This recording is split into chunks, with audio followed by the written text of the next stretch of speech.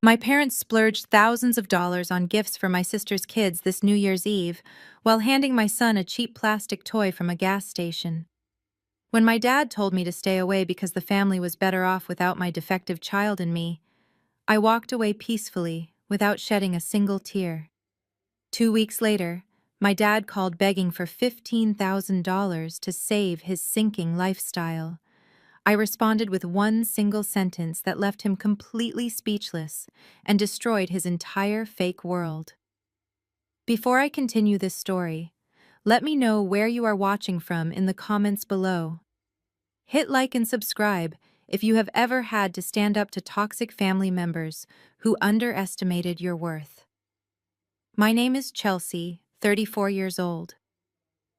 To the corporate world in Chicago, I am the founder and chief executive officer of a premier forensic accounting and data analytics firm. My entire career is built on finding the truth hidden beneath layers of deceit. I track offshore accounts, uncover corporate embezzlement, and expose people who fund luxurious lifestyles with money they do not actually have. But to my family, I am simply the ultimate disappointment. They kicked me out of the house when I was 23 years old for becoming a single mother, claiming I had ruined their pristine suburban reputation. I spent the next decade building an empire from absolute scratch, working 80-hour weeks to provide a wonderful life for my child. They never bothered to learn what I actually do for a living. That ignorance would eventually become their most expensive and devastating mistake. The breaking point happened on New Year's Eve at my parents' sprawling estate in the affluent suburbs of Chicago. The house was a cathedral of fake wealth decorated to the extreme, reeking of expensive pine garlands and the desperate need to impress the neighbors. I had brought my 7-year-old son Leo to the family gathering, hoping for a relatively peaceful evening.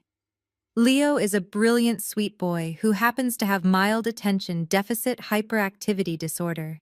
He gets overwhelmed by loud noises and sudden chaos, but he has a heart of absolute gold and tries so hard to be good.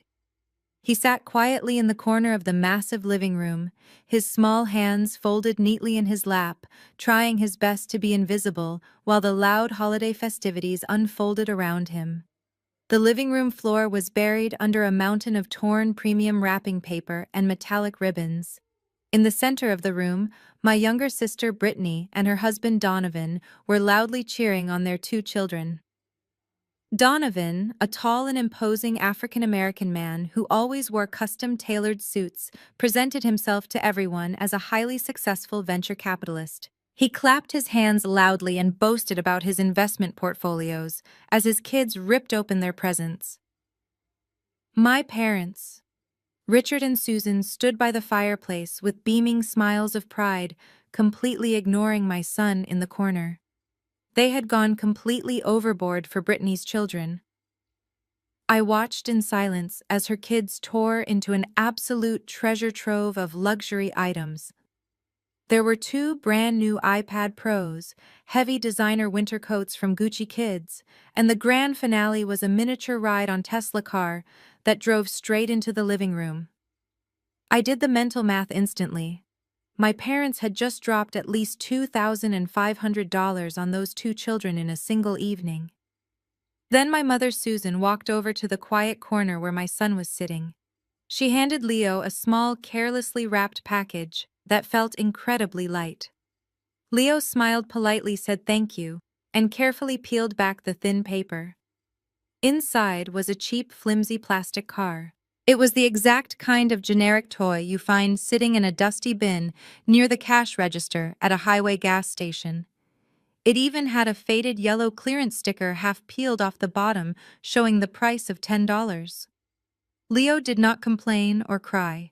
He just rolled the little plastic wheels across the hardwood floor, perfectly content with what he was given.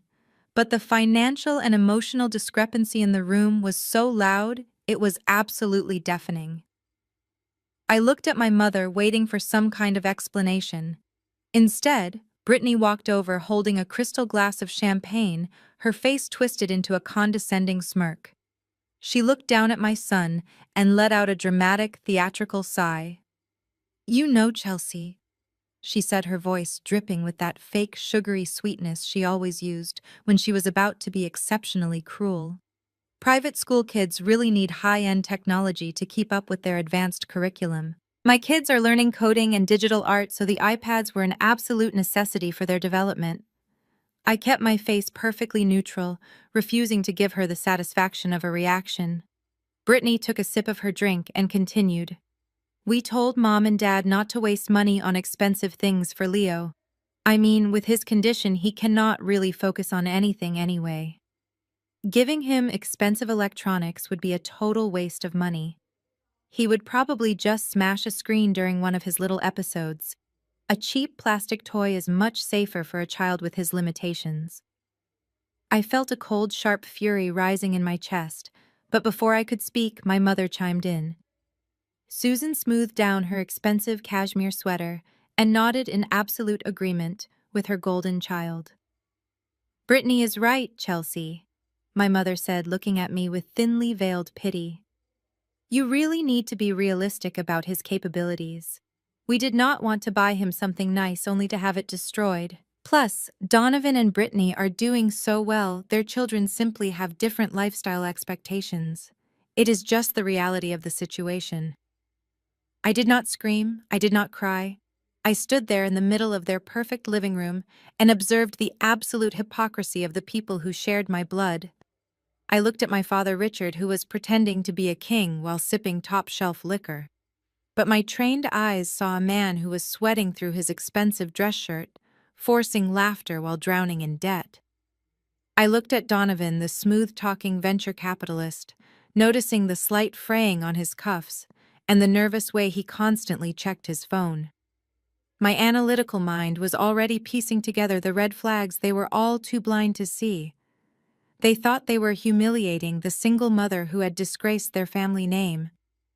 They had absolutely no idea that I possessed the power to dismantle their entire fraudulent existence with a few keystrokes. I looked back at my beautiful son and made a silent promise to him. I would not engage in a screaming match. I would simply let their own arrogance and greed destroy them. Donovan walked over to the center of the room, the ice cubes in his expensive whiskey glass clinking loudly against the crystal. He adjusted his custom-tailored suit jacket with a practiced, arrogant motion, making absolutely sure the sleeve pulled back just enough to reveal the gleaming gold watch resting heavily on his wrist. It was supposed to be a Rolex Daytona.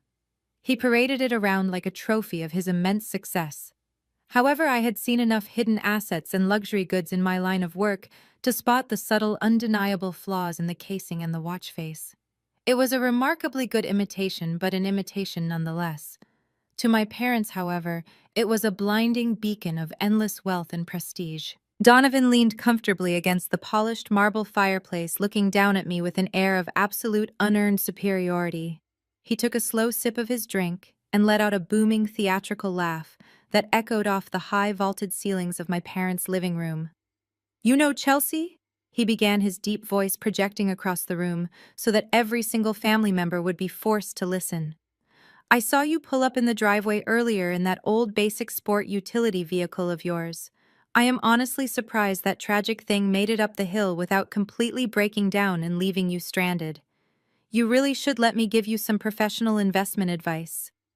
A few smart, aggressive plays in the cryptocurrency market, and you could easily upgrade to something manufactured in this current decade.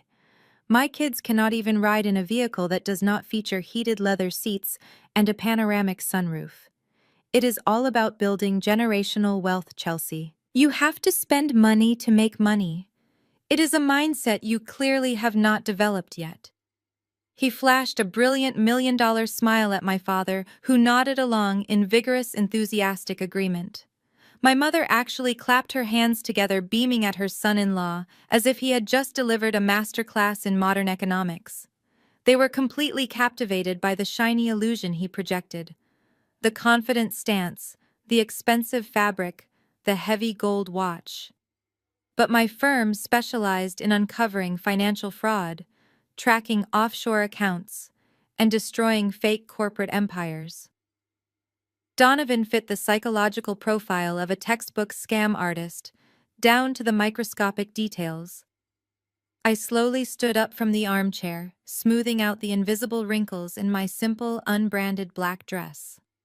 I looked directly into his eyes, refusing to break contact or show even a fraction of intimidation. "That is incredibly generous of you to offer your high-level financial advice, Donovan," I said, my voice perfectly measured, calm, and slicing through the room like a freshly sharpened blade. "But I am actually a bit confused by your investment strategy. If your venture capital firm is generating such massive, unstoppable generational wealth for your family, why exactly were you texting me late at night last month, begging for a quiet, undocumented cash loan of $5,000 to cover a sudden business emergency?" The entire living room went completely dead silent. The holiday music playing softly in the background suddenly felt incredibly loud. The smug, condescending smile vanished from Donovan's face in an absolute instant. He swallowed hard, his throat bobbing nervously, and his eyes darted wildly toward my sister. Brittany gasped loudly, her face turning a deep, blotchy shade of red as she stared at her husband, waiting for a logical explanation that was never going to come. Donovan opened his mouth to speak, attempting to formulate a lie to save his crumbling facade, but only a sharp, embarrassed stutter managed to escape his lips. He was completely caught off guard, entirely exposed in front of the audience. He tried so desperately to impress. Before he could gather his thoughts, my father exploded. Richard slammed his heavy crystal glass down onto the mantel so hard I thought the thick glass would shatter into 100 pieces. His face morphed into a terrifying mask of pure, unfiltered rage. The veins in his neck bulged visibly as he stomped across the hardwood floor, aggressively placing himself directly between me and his precious son-in-law. "How dare you speak to him that way in my house?" My father roared, his voice shaking the decorative holiday ornaments hanging on the walls. "You come into my home on a holiday and try to publicly humiliate the only successful, respectable man your sister has ever brought into this family. You have absolutely no right to be jealous of the incredible life they have built together." He pointed a trembling, furious finger directly at my face, stepping so close I could smell the expensive, bitter bourbon on his breath. "Let us get one thing straight right now, Chelsea." He spat out, his eyes filled with burning contempt.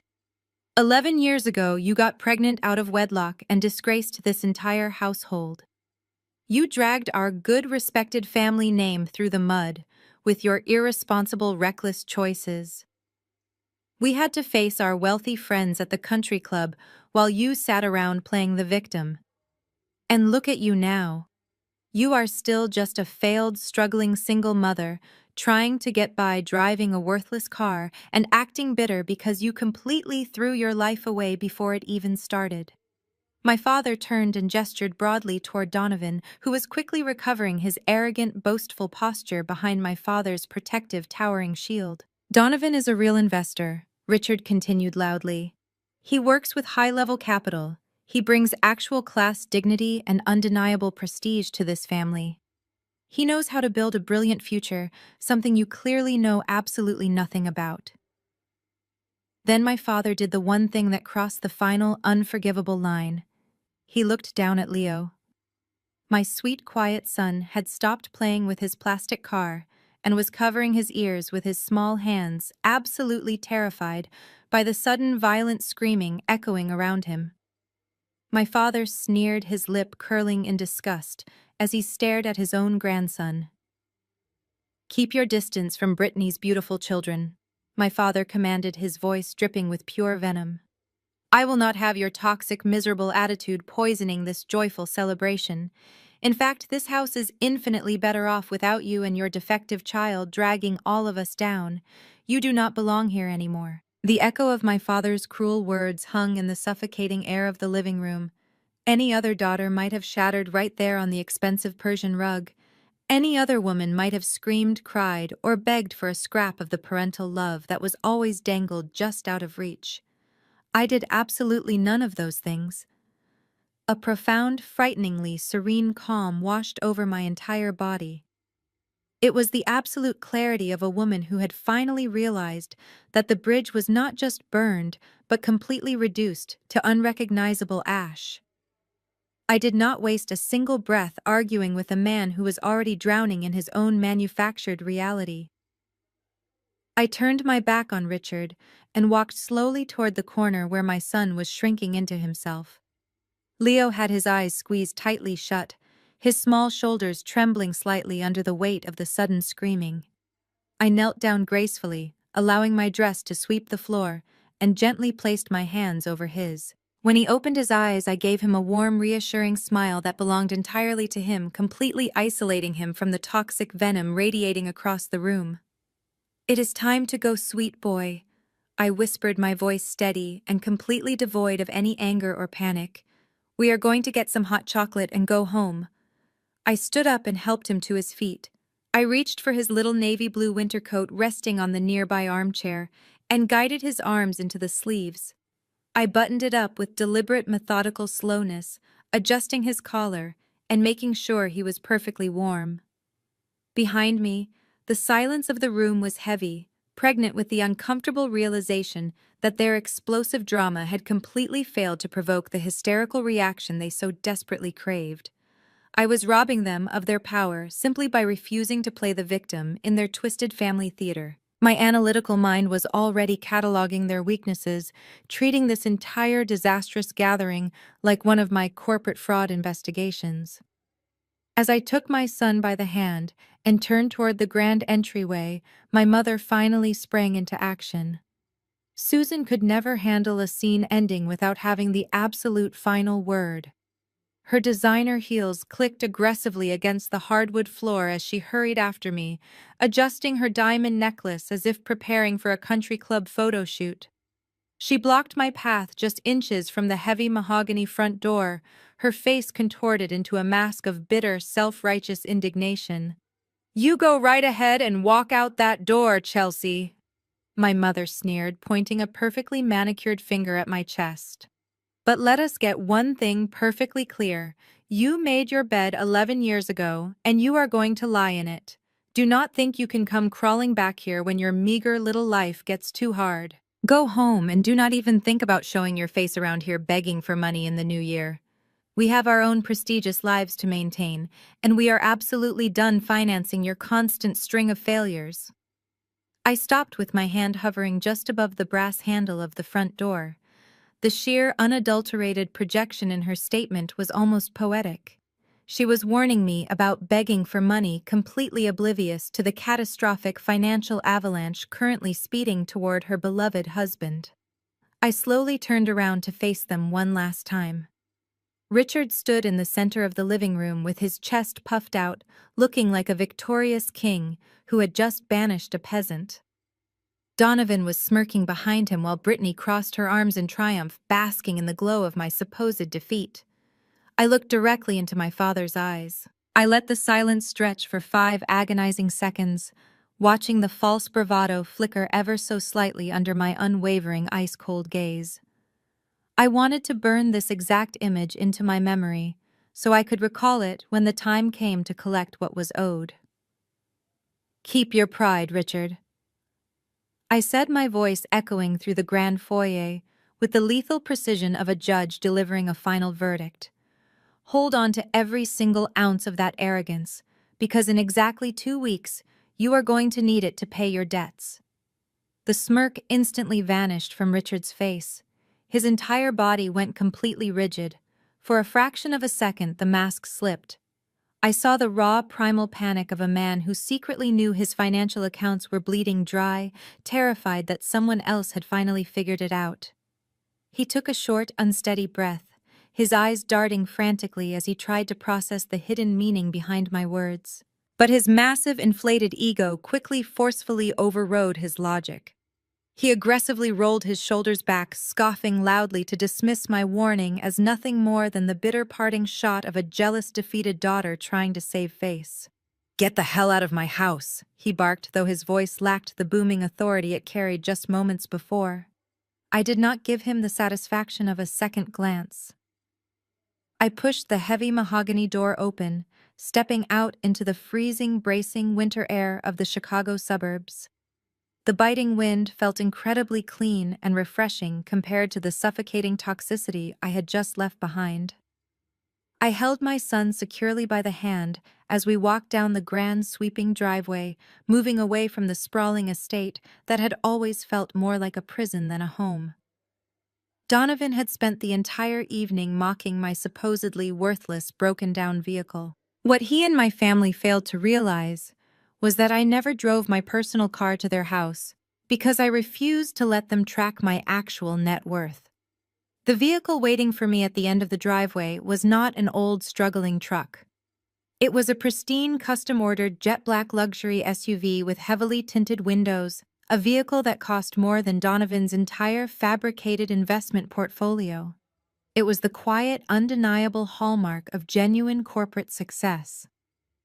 I opened the heavy rear door and gently helped Leo climb inside, buckling him safely into his premium leather seat.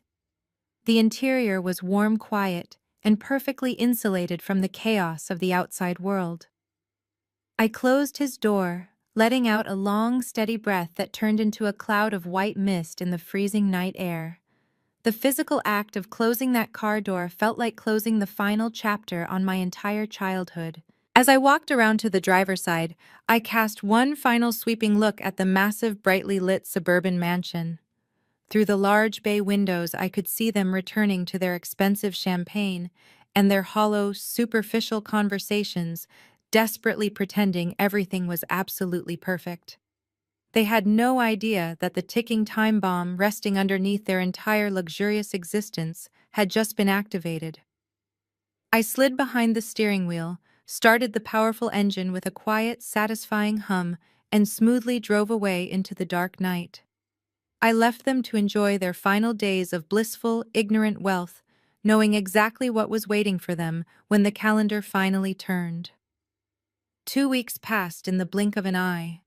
The bitter cold of the Chicago winter battered against the reinforced glass windows of my corner office on the 40th floor, but inside the climate was perfectly controlled. My workspace was a reflection of the empire I had built from absolute scratch. Polished steel, dark mahogany, and wall-to-wall monitors displaying the intricate financial data of our corporate clients. Vanguard Forensic Accounting was not just a successful firm. We were the silent executioners of the financial district hired by major banks to track down hidden assets and dismantle the lives of white-collar criminals. I sat comfortably in my high-back leather chair, holding a steaming cup of black coffee, reviewing the latest batch of margin call reports. Life was incredibly peaceful when you removed the poison from your daily routine. I was just about to approve a forensic audit when the private line on my mahogany desk began to ring. It was a restricted number one I only gave to high-level clients and elite legal counsel. I glanced at the caller identification screen and felt a cold, sharp smile slowly form on my lips.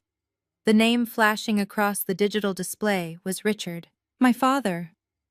The timing was absolutely impeccable. I knew this phone call was coming. I had anticipated it down to the very hour. I took a slow, deliberate sip of my coffee, letting the phone ring 3 times to establish dominance before I finally reached out and pressed the speaker button.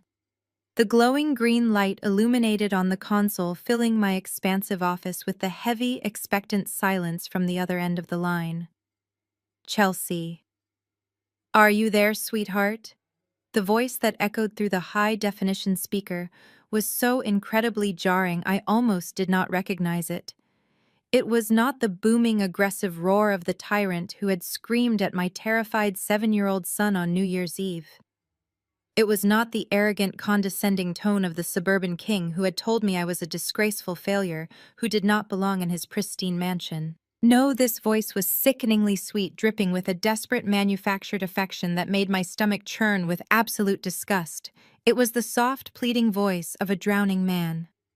"I am here, Richard," I replied, keeping my voice perfectly level, completely devoid of any warmth or familiarity. "Oh, wonderful. It is so good to hear your voice, my beautiful daughter." My father continued forcefully, injecting a hearty, jovial chuckle into the conversation. His fake laughter sounded incredibly strained, echoing hollowly through the speaker. "I know we have not spoken since the holidays, and I just wanted to call and check on you. How is my favorite girl doing? How is my little grandson Leo? I hope he is enjoying the new year." The sheer, unadulterated audacity of the man was genuinely breathtaking. He was acting as if the catastrophic explosion in his living room had never even happened. He was completely erasing the memory of him looming over my child, calling him defective and ordering me out of his house. It was classic narcissistic behavior rewriting history to suit his current immediate needs. He expected me to simply fall in line and play the role of the dutiful, forgiving daughter. "We are doing exactly as well as we were 2 weeks ago," I stated coldly, refusing to give him an inch of emotional ground. "State your business, Richard. I have a company to run, and my time is billed at a very high premium." There was a long, uncomfortable pause on the other end of the line. I could vividly picture him standing in his lavish suburban kitchen, loosening his expensive silk tie, sweating profusely as he realized his usual charm offensive was crashing into a solid brick wall. When he finally spoke again, the fake joviality had thinned out, revealing the raw, undeniable panic vibrating just beneath the surface. "Well, Chelsea, the truth is, I am calling because we have a slight family situation," my father murmured, his tone dropping into a conspiratorial, intimate register. "The commercial real estate market has been a little sluggish this month. You know how these economic cycles go. Ebb and flow, nothing serious. Just a temporary bottleneck in cash flow. Your mother and I find ourselves dealing with a tiny, frustrating liquidity issue." I leaned back in my chair, steepled my fingers together, and stared out at the sprawling Chicago skyline. I remained absolutely silent, forcing him to endure the agonizing weight of his own awkward explanation. I knew if I waited long enough, his desperation would force him to get straight to the humiliating point. I was hoping, my father stammered, clearing his throat nervously. "I was hoping my successful daughter might be able to help her old man out of a minor jam. We need a temporary loan, just $15,000. It is a drop in the bucket, really. I will pay you back with interest the moment my next big property deal closes next week. You know my word is perfectly solid." I let the number hang in the air between us. $15,000. It was such a specific, pathetic lie. I stared at the glowing financial dossier currently open on my computer monitor, observing the exact catastrophic truth of his ruined financial empire. He was trying to maintain his dignity, asking for a small, manageable amount so he would not look like a complete failure. He was still trying to protect his precious ego while begging the daughter he despised for a financial lifeline. Family must always help family during tough times. "Chelsea," my father pleaded, his voice taking on a pathetic, whining quality. "We have to stick together when the world gets complicated. I know things got a little bit heated during the holiday party, but we are blood. You are not still holding a grudge about that silly little misunderstanding, are you? We all say things we do not mean when we are stressed. It is all water under the bridge, right?" He was actually demanding that I sweep his abusive behavior under the rug. He wanted me to hand over my hard-earned money and simultaneously absolve him of all his sins. The psychological manipulation was so transparent, it was almost insulting to my intelligence. I sat in my quiet, powerful glass office, looking down at the city below, feeling absolutely nothing but clinical, calculating detachment. The trap was set, the target had willingly walked right into the center of it, and all that was left for me to do was pull the lever. I reached across the polished expanse of my mahogany desk and firmly pressed the glowing speaker button on my console. The digital click echoed sharply through the quiet, climate-controlled air of my executive suite. I wanted his voice to fill the room, completely detached from my physical space, isolating his desperation so I could examine it like a specimen under a microscope. I took a slow, deliberate breath, allowing the silence to stretch just long enough to make the tension on the other end of the line entirely unbearable. $15,000. I repeated, my voice perfectly flat, reflecting absolute zero emotion. "That is an incredibly fascinating number, Richard, but I have to admit I find myself deeply confused by the logistics of your request. You just spent an entire holiday evening declaring how useless I am. You proudly announced to a crowded room that your son-in-law is an elite financial genius who brings unmatched prestige to your household. So tell me, why exactly are you calling the defective single mother daughter you just threw out into the freezing cold? Why do you not simply ask your brilliant high-rolling venture capitalist son-in-law for the cash? Where exactly is Donovan and his immense generational wealth now that you suddenly need a pathetic little bailout? The reaction was instantaneous. The sickeningly sweet fake joviality that Richard had been projecting completely evaporated, instantly replaced by the harsh, abrasive edge of a man whose fragile ego had just been struck with a sledgehammer. I could hear his breath hitch a sharp intake of air, followed by a heavy, frustrated sigh.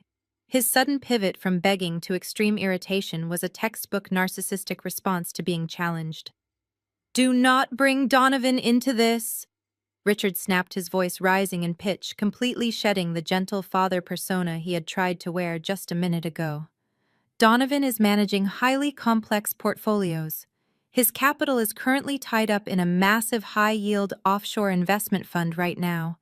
You cannot simply liquidate those kinds of premium institutional assets overnight just to cover a minor temporary cash flow issue. Real investors understand how liquidity works. You would know that if you actually understood high-level finance instead of just holding on to your petty little grudges. I sat back in my leather chair, staring at the panoramic view of the Chicago skyline, utterly unfazed by his aggressive tone. He was regurgitating financial buzzwords he likely heard Donovan throw around at dinner parties, stringing together meaningless phrases like high-yield offshore funds to mask the fact that his golden son-in-law was utterly useless. When his attempt to sound financially superior failed to elicit a response from me, Richard immediately resorted to his favorite, most worn-out weapon. He shifted directly into brutal, heavy-handed psychological manipulation.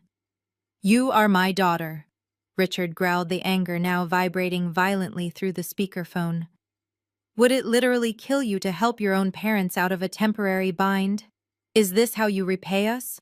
We put a roof over your head. We fed you, we raised you, and now when we ask for one tiny, insignificant favor, you throw it back in our faces. Are you really going to be this ungrateful, unfilial child? Are you actually going to sit there and watch your family struggle just to satisfy your own bitter, vindictive ego?" Before I could even formulate a response to his ridiculous, entirely fabricated guilt trip, a second voice suddenly broke onto the line. There was a sharp click, followed immediately by the sound of dramatic, theatrical sniffing. It was my mother. Susan had clearly been hovering right next to him, listening to the entire exchange on another extension, waiting for her specific cue to enter the stage. "Chelsea, please!" Susan cried out, her voice trembling with an expertly crafted, manufactured sorrow. She let out a loud, shuddering sob that echoed through my office, a performance designed specifically to trigger every single ounce of childhood conditioning I had ever possessed. "Do not do this to your father. He is under so much terrible stress right now. The market has been so incredibly cruel to him lately." I listened to her weep, observing the complete lack of genuine emotion in her performance. There were no real tears behind that voice. It was a calculated, strategic, emotional assault. For 34 years, that exact tone had worked flawlessly. That fake, trembling cry used to make me abandon my own needs, empty my own pockets, and scramble to fix whatever mess they had created, just to earn a fleeting, temporary fraction of their approval. "We are family. Chelsea." Susan continued, her voice reaching a high, desperate pitch as she laid the guilt on as thickly as humanly possible. "We are supposed to love and protect each other. You cannot just turn your back on your own flesh and blood over a silly, meaningless argument at a holiday party. We are begging you. Brittany and Donovan have their own young children to worry about. They cannot carry this burden. You are the only one who can help us right now. Please just wire the money. Have a heart. Do not be so cold and cruel to the mother who gave you life." I rested my hands on the cool mahogany surface of my desk. 10 years ago, the combined weight of Richard's screaming demands and Susan's hysterical crying would have broken my spirit entirely. I would have felt the crushing, suffocating weight of obligation, I would have scrambled to my bank account, desperate to prove my worth, desperate to show them I was a good, loyal daughter who deserved a seat at their table. But the woman sitting in this glass office was not the broken, desperate 23-year-old girl they had banished from their pristine suburban kingdom. I was an apex predator in the financial ecosystem. I dealt with sociopathic corporate embezzlers and ruthless money launderers on a daily basis. I had built a psychological fortress around my mind that was completely impenetrable to their cheap, transparent emotional extortion. I let Susan's fake sobbing fill the room for a few more seconds. I listened to Richard heavily breathing in the background, both of them waiting anxiously for me to crack, waiting for me to submit to their coordinated attack. They honestly believed their coordinated routine of rage and tears was wearing me down. They thought I was sitting here feeling guilty, preparing to surrender my hard-earned capital to save their ridiculous hollow status. They had absolutely no idea that their entire performance was nothing more than highly entertaining background noise to the absolute execution I was about to deliver.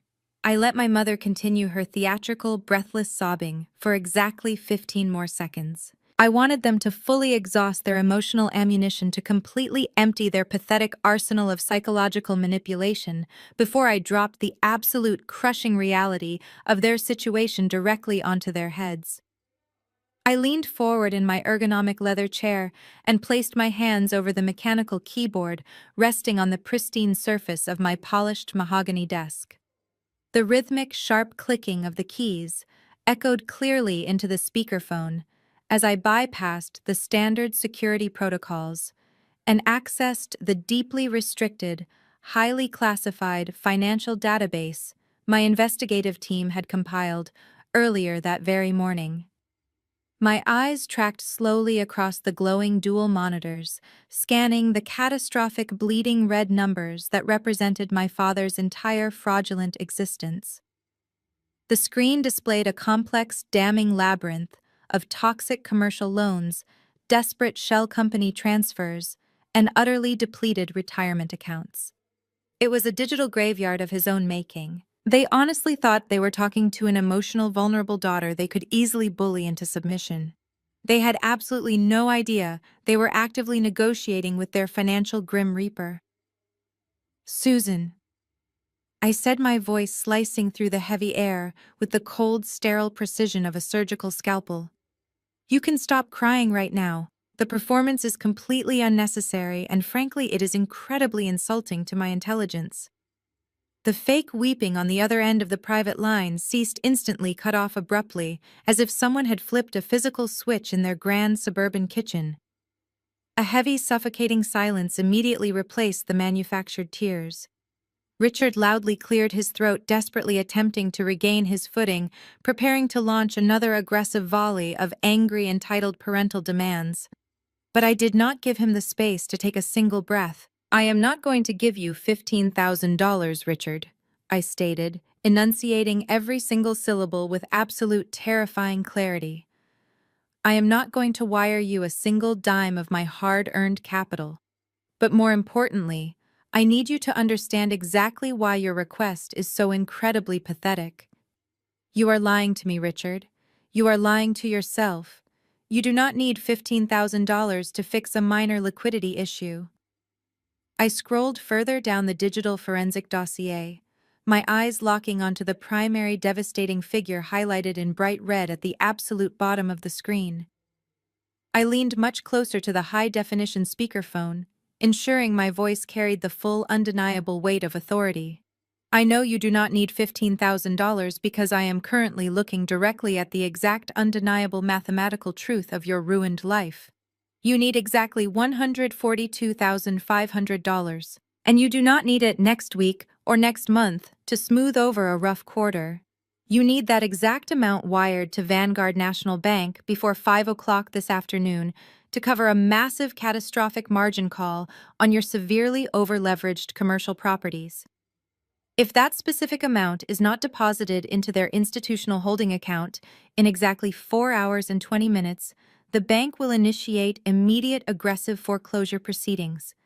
They will seize the commercial lots, They will freeze your remaining depleted checking accounts, and they will place a hard, inescapable lien on that pristine, luxurious suburban mansion you love significantly more than your own children. You are not experiencing a minor cash flow bottleneck, Richard. You are completely, hopelessly, and utterly bankrupt. The silence radiating from the speakerphone was absolute and profound. It was the heavy, breathless, terrifying void of an arrogant man who had just been stripped completely naked in the middle of a crowded room. I could vividly picture the blood rapidly draining from my father's face, his expensive smartphone trembling violently against his ear as the world collapsed around him. I could easily imagine my mother standing frozen next to him, her jaw dropped in sheer, unadulterated terror as the polished, glittering illusion of their wealthy country club lifestyle shattered into a million irreparable pieces right before her eyes. The grand facade was entirely gone forever. When Richard finally managed to force a sound past his constricted vocal cords, it was not his usual booming roar of anger. It was a weak, pathetic, trembling gasp of pure defeat. How Richard stammered, his voice cracking and breaking painfully under the crushing, undeniable weight of exposure. "How do you know that? Nobody knows that. The bank assured me this was strictly confidential. How do you possibly have those exact numbers?" I allowed a slow, dark, deeply satisfying smile to spread across my face. I looked out at the sprawling, magnificent Chicago skyline, beyond my floor-to-ceiling glass walls, feeling the absolute intoxicating rush of total, undeniable victory coursing through my veins. Because Richard, the banking industry does not trust failing, desperate men who lie continuously about their financial assets. When Vanguard National Bank realized your commercial portfolio was built entirely on a weak foundation of fraudulent projections and toxic debt, they did exactly what every major financial institution does. They hired an elite independent forensic accounting firm to tear your life apart thoroughly, audit your bad debts, and prepare the ironclad legal documentation for total asset seizure. They hired Vanguard Forensic Accounting. They hired my company. I am the lead auditor, legally executing the financial termination of your entire estate. I paused, letting the devastating, inescapable reality of my words sink deep into his marrow, knowing it was destroying him from the inside out.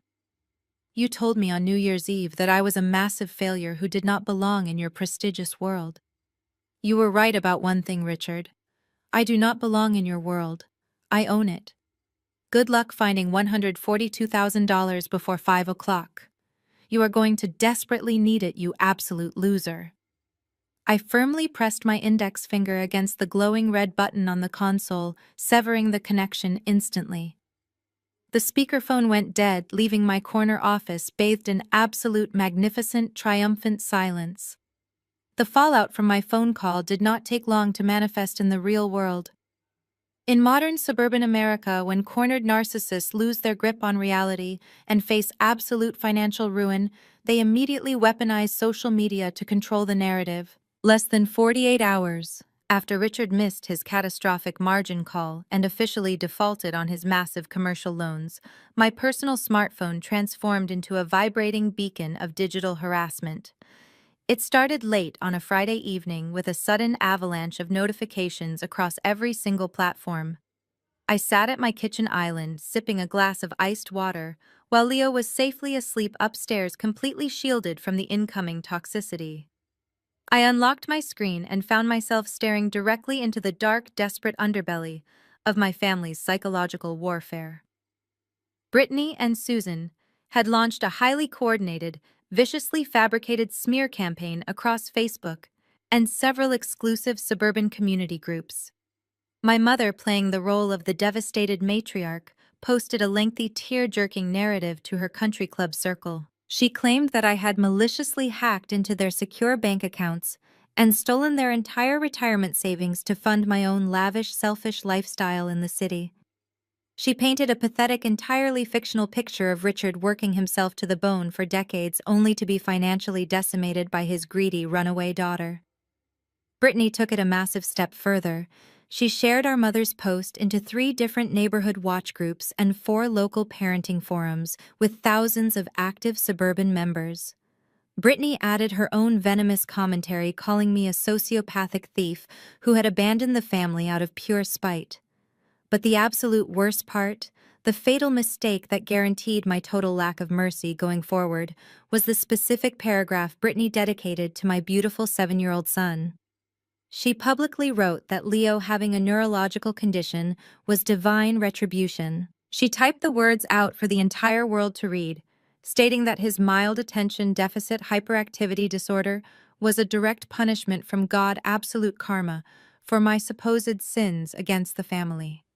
She claimed I was an unfit, unstable mother who was actively destroying her child's future while simultaneously robbing her elderly parents blind to pay for my corporate wardrobe. The digital echo chamber reacted exactly as my family had meticulously planned. The flying monkeys descended instantly. My inbox flooded with hateful, vitriolic messages from extended relatives, old high school acquaintances, and nosy suburban neighbors I had not spoken to in over a decade. My father's older brother sent a scathing text message calling me a disgusting criminal who deserved to be locked in a federal prison for elder abuse. A woman who used to attend the same country club yoga class as my mother left a rambling, threatening voicemail declaring that I was a complete disgrace to womanhood and that Child Protective Services should be called immediately to rescue Leo from my incredibly toxic environment. The notifications piled up rapidly, hundreds of angry digital voices, blindly believing the tragic manufactured narrative of a perfect loving family victimized by a rogue villainous daughter. Any normal person might have panicked under the weight of such a massive public attack. Any other woman might have immediately drafted a frantic emotional public response, desperately trying to defend her character, posting screenshots of bank statements to prove her absolute innocence, or begging the community to listen to the actual truth. I did absolutely none of those things. I did not shed a single tear. I did not feel a single ounce of shame or embarrassment. I simply felt the cold, hard, calculating thrill of a seasoned hunter watching her prey blindly wander directly into a steel trap. Every single post, every shared link, every hateful comment, and every threatening text message was systematically captured. I sat in the quiet comfort of my home and methodically took high-resolution screenshots of the entire coordinated smear campaign. I archived the precise digital timestamps. I downloaded the abusive voicemails and backed them up to a secure cloud server. I preserved every single piece of their unhinged defamatory breakdown with the clinical precision of a professional forensic investigator. They honestly believed they were ruining my professional and personal reputation in the community.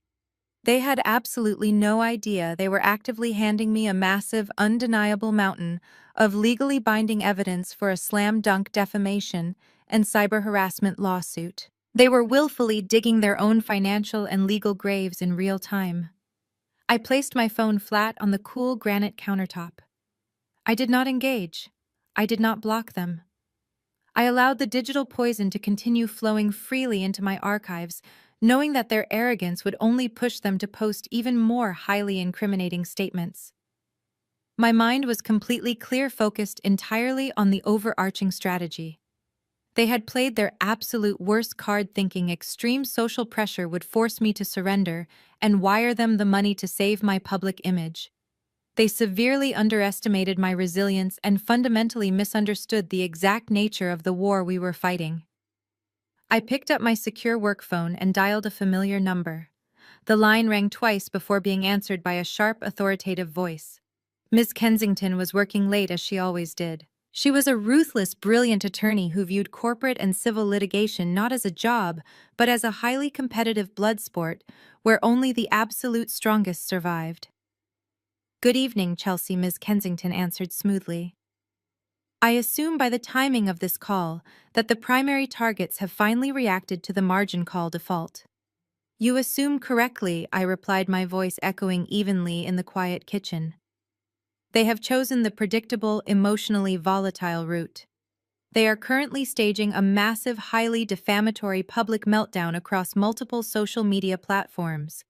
They are actively accusing me of grand larceny, elder abuse, and openly targeting my young son with malicious written statements.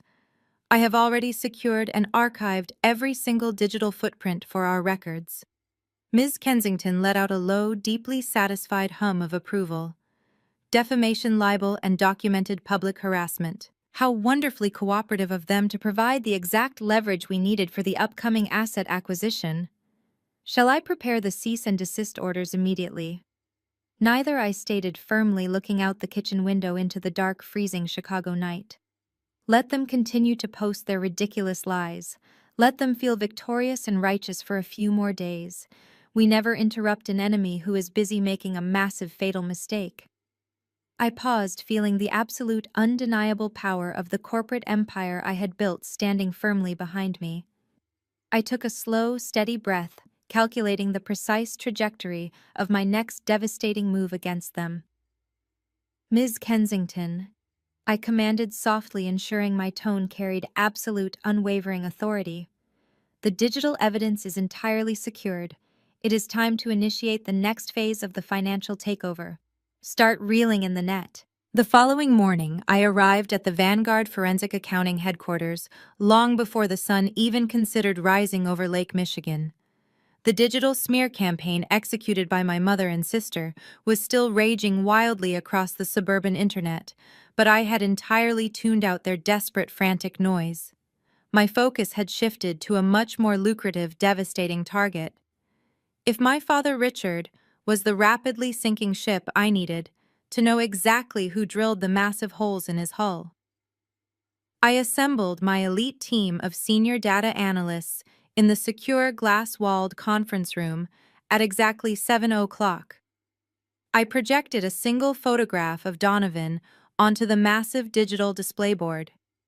It was a picture Brittany had posted just a few days ago showing her husband grinning arrogantly in his custom suit, flashing that heavy gold watch. I instructed my team to completely bypass the superficial social media illusions and dive straight into the brutal, undeniable realm of public data, credit histories, and corporate employment records.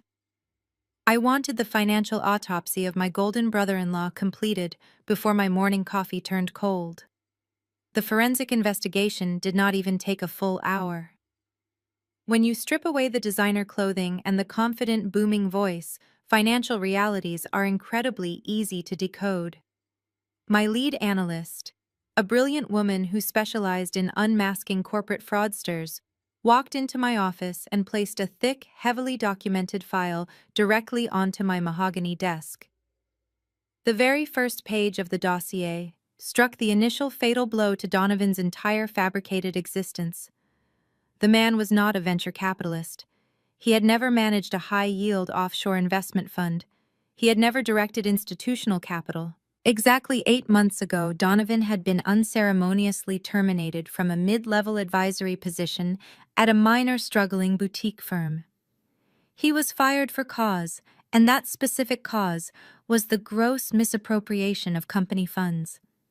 He was a common everyday embezzler who had barely managed to avoid a federal indictment by signing a strict non-disclosure agreement and quietly vacating the premises. He had been entirely unemployed, utterly devoid of any legitimate income for nearly a year. I sat back in my leather chair, my eyes scanning the heavily redacted termination documents, processing the sheer, unadulterated audacity of the man. For 8 months, he had been waking up, putting on a tailored suit, and pretending to go to a high-powered executive job while actively bringing $0 into his household. But that immediate revelation instantly spawned a much larger, more terrifying question. If Donovan was a disgraced, unemployed fraudster, how exactly was he financing his incredibly lavish lifestyle? How was he paying for Brittany's endless designer shopping sprees? How did he afford to casually drop $2,500 on a miniature Tesla and luxury iPads for his children on New Year's Eve? I directed my team to follow the digital money trail. In the world of forensic accounting, the money always tells the absolute unfiltered truth. We bypassed his maxed-out delinquent personal credit cards and began tracing the origins of his recent massive cash deposits. It only took a few precise algorithmic searches to uncover the horrifyingly simple, beautifully poetic source of his fake wealth. The money trail did not originate from a brilliant business deal. It did not come from a lucrative stock dividend. The massive bleeding financial pipeline led directly, unequivocally, straight into Richard's personal retirement accounts. The digital footprints painted a picture of a classic, devastatingly effective affinity scam. Donovan had used his position as the beloved, highly respected son-in-law to completely manipulate my father. Richard, a man who possessed immense arrogance but severe financial illiteracy, had been the perfect willing victim. The records showed a series of massive, panicked liquidations from Richard's secure long-term retirement portfolios occurring over the last 6 months. The funds were quietly transferred under the guise of an aggressive guaranteed return investment strategy in emerging cryptocurrency markets. Donovan had convinced my father that he possessed insider knowledge of a digital coin offering that would multiply their generational wealth tenfold. However, those heavily liquidated retirement funds never reached a single cryptocurrency exchange. They never entered the digital market. They were systematically funneled through a basic, transparent shell company and dropped directly into Donovan's private checking accounts. The revelation was almost too perfect to believe. My father had literally financed his own family's fake superiority. The expensive custom suits Donovan wore to intimidate me were bought with my father's retirement money. The fake Rolex watch he proudly flaunted in our faces was purchased with Richard's liquidated assets. And the most sickeningly poetic detail of all was that the extravagant $2,500 Christmas gifts used to publicly humiliate my disabled son were paid for by the very man who was currently defaulting on his commercial loans. Richard was completely bankrupt, facing the imminent, devastating loss of his suburban mansion and his entire commercial real estate portfolio because he had handed his financial lifeline directly to a charming, well-dressed parasite. My father had allowed his own blind prejudices to be overridden simply because Donovan fed his massive ego and promised him a shortcut to ultimate wealth. They had ostracized me, the actual financial expert, while rolling out the red carpet for a criminal who was actively bleeding them dry from the inside out. I closed the heavy file folder, feeling a profound, terrifying sense of power vibrating through my hands. Brittany and Susan were currently spending their days aggressively typing hateful, defamatory lies about me on the internet, desperately trying to protect their pristine suburban image. They were fiercely defending a man who had actively stolen their future to buy them shiny, meaningless toys. They were living in a fragile, highly combustible house of cards, and I was currently holding the only match. I picked up my secure phone and dialed Ms. Kensington. I told her to prepare a massive, undeniable evidence binder. The time for quietly watching from the shadows was officially over. We were going to take this irrefutable proof directly into the daylight. The digital clock on my desktop monitor ticked relentlessly toward 5 o'clock in the afternoon. I sat perfectly still in my high-back leather chair, watching the live institutional trading portal connected directly to Vanguard National Bank. The flashing numbers on the screen represented the brutal, unforgiving reality of the corporate financial ecosystem. My father had been given a strict, non-negotiable deadline to wire exactly $142,500 to cover his catastrophic margin call. I knew with absolute mathematical certainty that he did not possess that capital.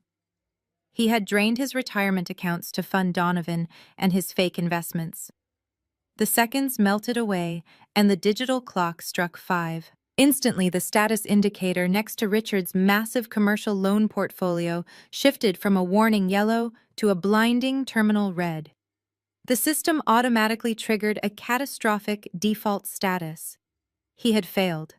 Vanguard National Bank immediately initiated the aggressive foreclosure protocols, stripping him of all financial protections and moving his severely over-leveraged debt directly to the distressed asset auction block. The sprawling suburban mansion my parents worshipped more than their own flesh and blood was no longer a symbol of their elite country club status. It was now simply a toxic, distressed asset, waiting to be liquidated to the highest bidder. I reached for my secure private phone and dialed my lead corporate attorney. Ms. Kensington answered on the very first ring, anticipating my precise instructions. The default status has been officially triggered, I stated, my voice reflecting the cold, clinical atmosphere of my glass-walled office. Vanguard National Bank has formally listed the residential collateral on the distressed asset exchange. My father is completely bankrupt, and the suburban estate is currently vulnerable. Ms. Kensington let out a low, sharp hum of professional approval. The paperwork is entirely prepared, Chelsea, she confirmed, her tone radiating ruthless legal efficiency. We have established the anonymous shell company strictly according to your specific parameters. Apex Holdings is fully funded and legally insulated from any personal connections to your identity or Vanguard Forensic Accounting. We are ready to execute the hostile acquisition the moment you give the green light. I stood up from my desk and walked toward the floor-to-ceiling windows looking out over the sprawling Chicago skyline. This was the exact moment the balance of power permanently shifted. Execute the acquisition immediately, I commanded, ensuring my voice carried the absolute weight of a seasoned corporate predator. Do not let this debt linger on the open market for a single second. Offer Vanguard National Bank a premium cash buyout for the entire outstanding loan portfolio, including the primary residential mortgage. They will gladly accept an immediate liquid cash injection over dealing with a lengthy, complicated foreclosure process. I will submit the binding electronic offer right now, Ms. Kensington replied, the sound of rapid, precise typing echoing through the secure connection. Vanguard relies heavily on quick capital recovery for their bad debts. Purchasing this specific portfolio through an untraceable limited liability company ensures your parents will have absolutely no idea who actually holds their financial execution order until the very last possible moment. The beauty of the American corporate legal system is that massive wealth provides ultimate legal invisibility. Apex Holdings would appear on paper as just another faceless, aggressive investment firm sweeping up toxic suburban debts for a quick, massive profit. Richard and Susan would assume they were dealing with a ruthless banking conglomerate, entirely unaware that the newly appointed executioner was the very daughter they had banished into the freezing winter night. I waited in the quiet sanctuary of my office, watching the digital portal as the complex financial mechanisms churned in the background. My elite team of specialized analysts had already run the predictive models, confirming that no other institutional buyer would ever move fast enough to outbid a premium cash offer submitted within minutes of the initial default listing.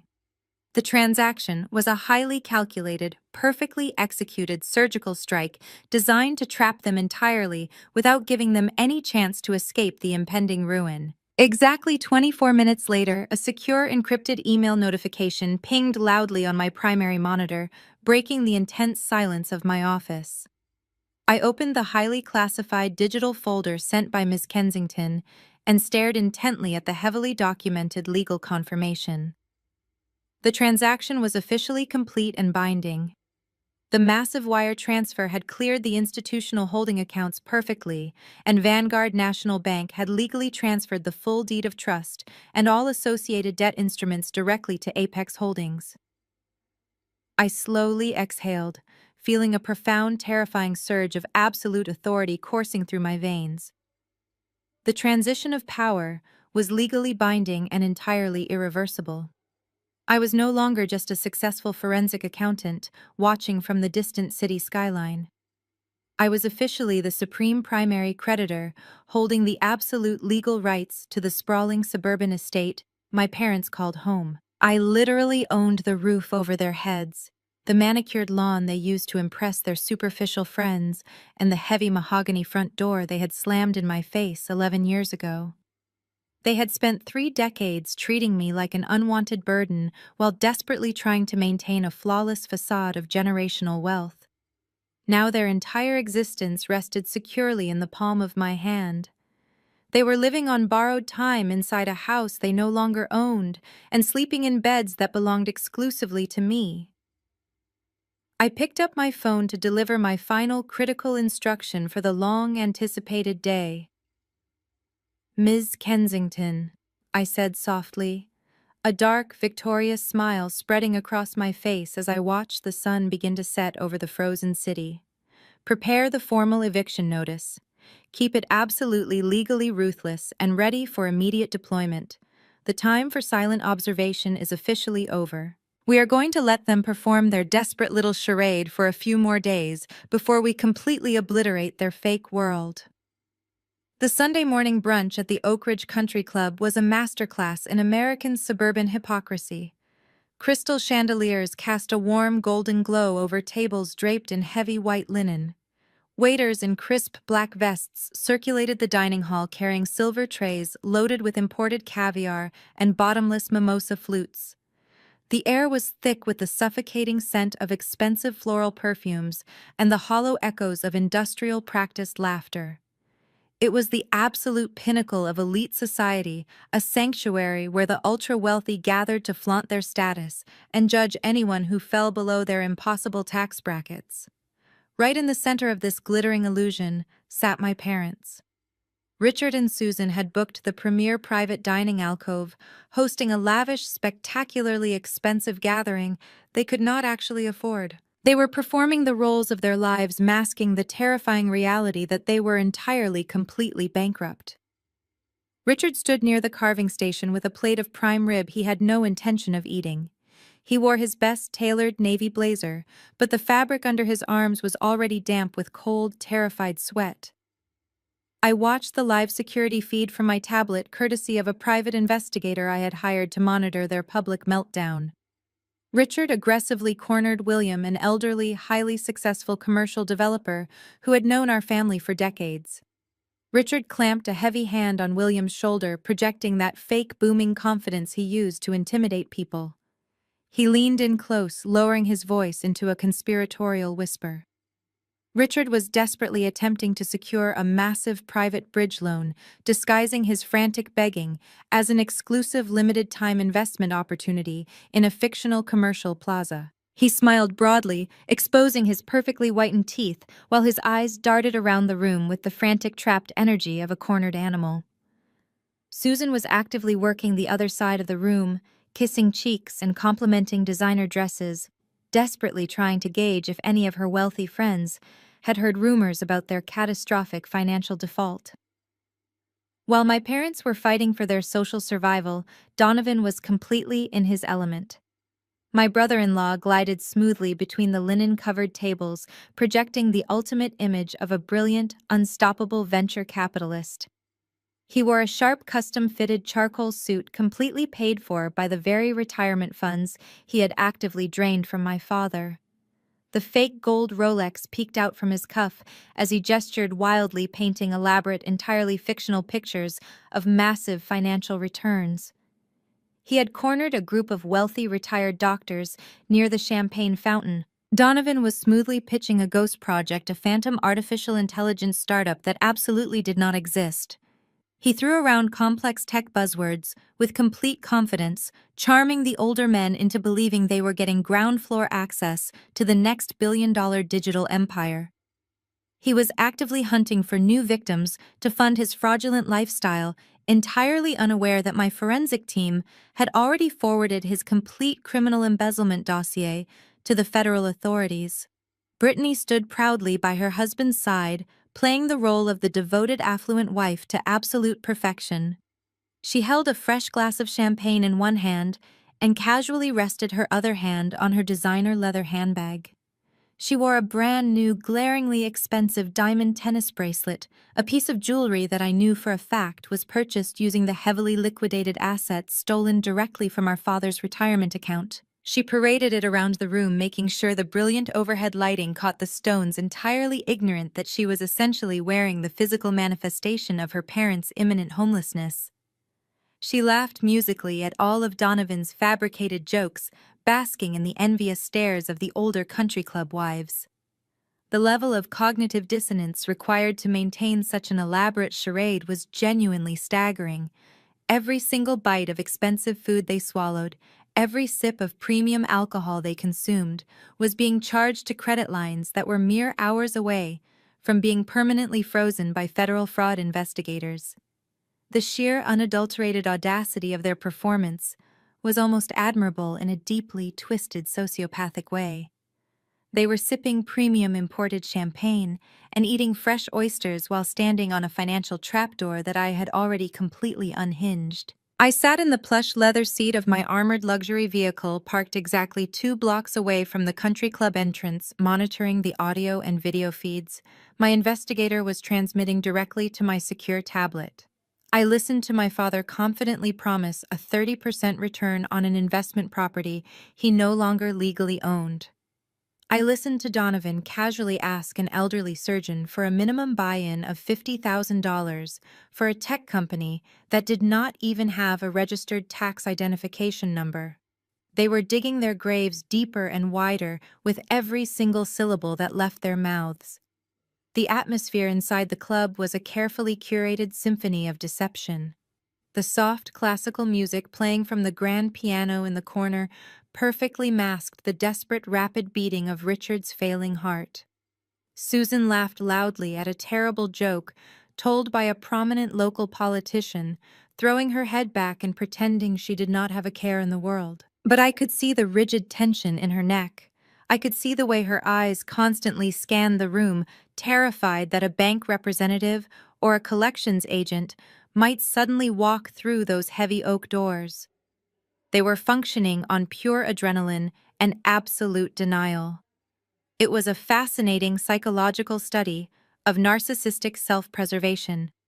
They would rather spend their absolute last borrowed dollar putting on a lavish brunch for people who secretly despise them than admit to their own daughter that they had completely destroyed their lives.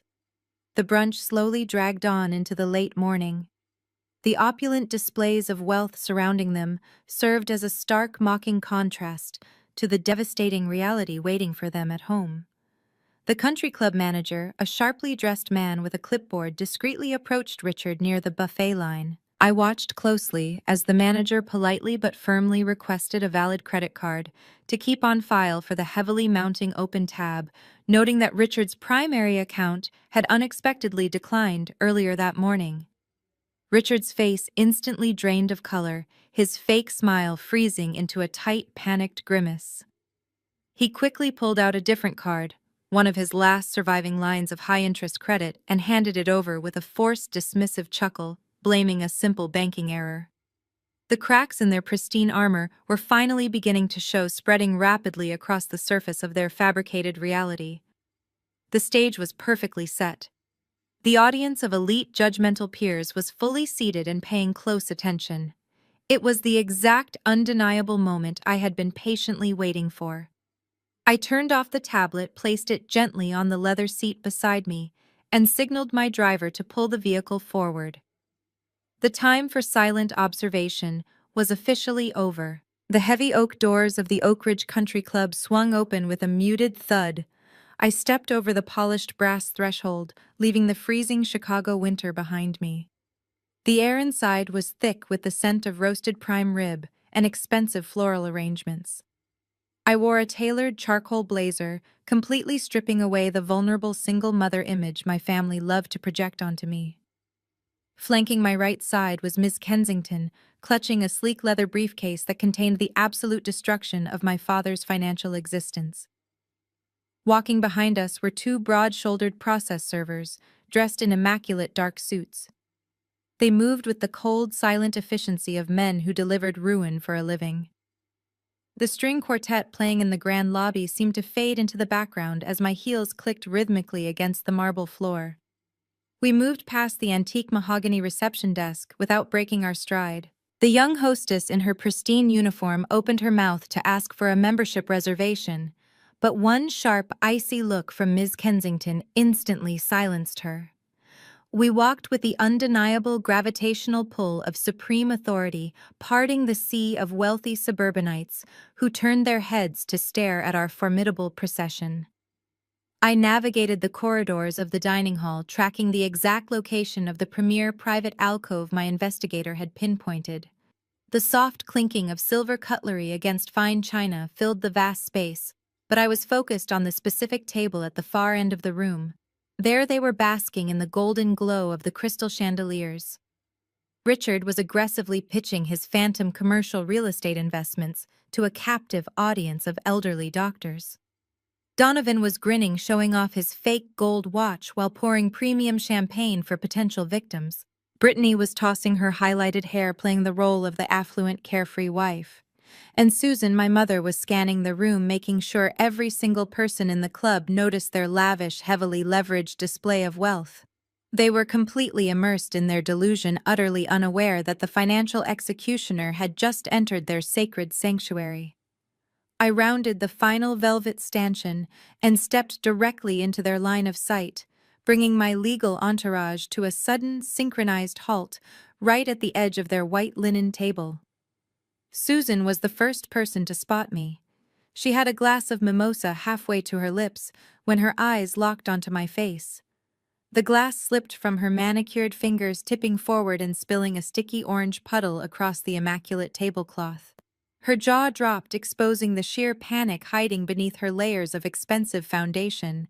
The entire table fell dead silent. Richard stopped his desperate pitch mid-sentence, his face contorting into a mask of pure, unfiltered outrage. Brittany grabbed Donovan's arm, her lips parting in sudden shock. Susan scrambled to her feet so fast her heavy wooden chair scraped against the polished floor, creating a screeching noise that echoed across the dining hall. "What in the world are you doing here?"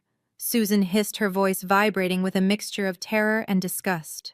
She pointed a trembling finger directly at my chest, desperately trying to maintain her matriarchal dominance in front of her wealthy country club peers. "You have absolutely no right to step foot inside this establishment. This is a highly exclusive private club for respectable families. You do not even have a basic membership card, you piece of ungrateful trash." Susan did not stop there. Her panic rapidly morphed into an unhinged, frantic superiority. She waved her hand in the air, signaling for the club security personnel standing near the buffet station. Manager Susan screamed, abandoning her refined country club persona. "Get the manager right now. I want these trespassers removed from our brunch immediately. Call the police if you have to. I will not allow this pathetic, bitter woman to ruin our prestigious family gathering." My father, Richard, stood up slowly, puffing out his chest to intimidate the two process servers standing behind me. He buttoned his navy blazer, attempting to project the illusion of control. "Chelsea, you have exactly 10 seconds to turn around and walk out those doors before I have you arrested for trespassing and harassment." Richard growled, his face turning a shade of crimson. I did not blink. I did not flinch. I did not offer a word of explanation or apology. Instead, I calmly reached into the interior pocket of my designer handbag. My fingers brushed against the cold, solid metal of the card resting inside. I pulled it out with agonizing slowness. It was not a standard plastic entry pass. It was a heavy, matte, black titanium card engraved with gold lettering. I raised my hand and casually tossed the metal card directly onto the center of their dining table. It landed with a sharp, heavy thud right next to Richard's plate of prime rib. The general manager of the Oak Ridge Country Club, a sharp-eyed man who had been rushing over to answer my mother's screaming, suddenly slammed on his brakes. He pushed past a confused waiter and stared down at the black titanium card resting on the white linen. It was the exclusive VVIP shareholder credential. It was a card completely unavailable for public purchase, reserved strictly for the elite board of directors and the primary financial stakeholders, who essentially owned the actual land the club was built upon. The manager's face drained of all color. He immediately straightened his posture, smoothing his suit jacket, and completely ignored my mother's continued shouting. He stepped around my terrified parents and bowed deeply, respectfully from the waist directly toward me.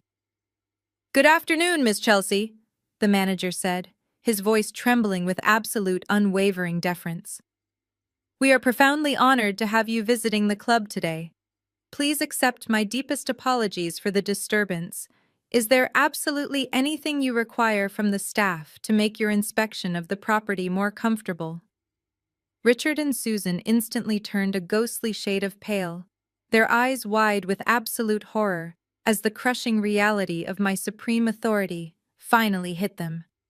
The club manager bowed once more and quickly vanished into the background, leaving an absolute suffocating vacuum of silence around the table. Richard and Susan were physically paralyzed, their brains utterly failing to process how the daughter they had violently discarded was now the ultimate authority in their most sacred suburban sanctuary. I did not linger on their terrified faces. My primary target for this specific moment was sitting right next to them. I slowly turned my gaze toward Donovan. The smooth, arrogant venture capitalist persona he had been broadcasting all morning was rapidly beginning to fracture. He shifted uncomfortably in his custom-tailored suit, instinctively pulling his cuff down to hide that pathetic counterfeit gold watch. He tried to project a casual, dismissive smile, but the muscles in his jaw were visibly twitching.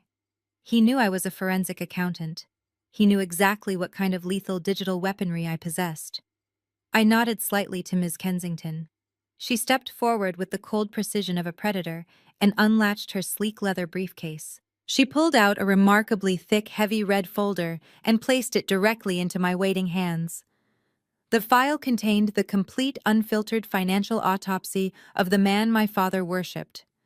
I raised the folder high enough for the entire table to see, then slammed it down onto the center of the white linen cloth with a thunderous cracking impact that made the crystal champagne flutes violently rattle.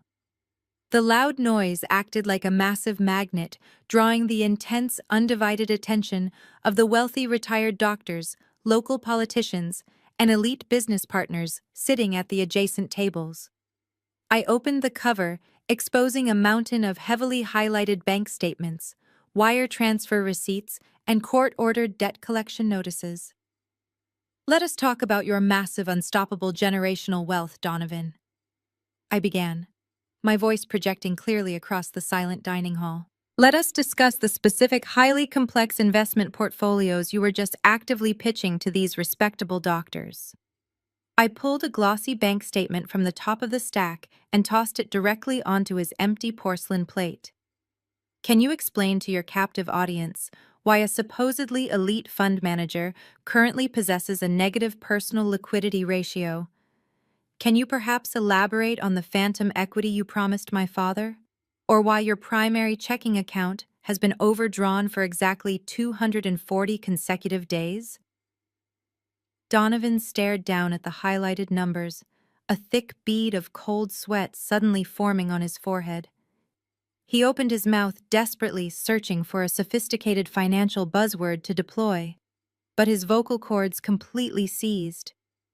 "You told Richard you were moving his liquidated retirement assets into a high-yield secure offshore cryptocurrency exchange." I continued stepping closer to the table, dominating the physical space. "But forensic data routing does not lie, Donovan. I tracked every single penny of that transfer. The capital never reached a digital coin offering. It bypassed the market entirely and was wired directly into a holding account managed by a massive underground casino operation. You did not invest my father's life savings.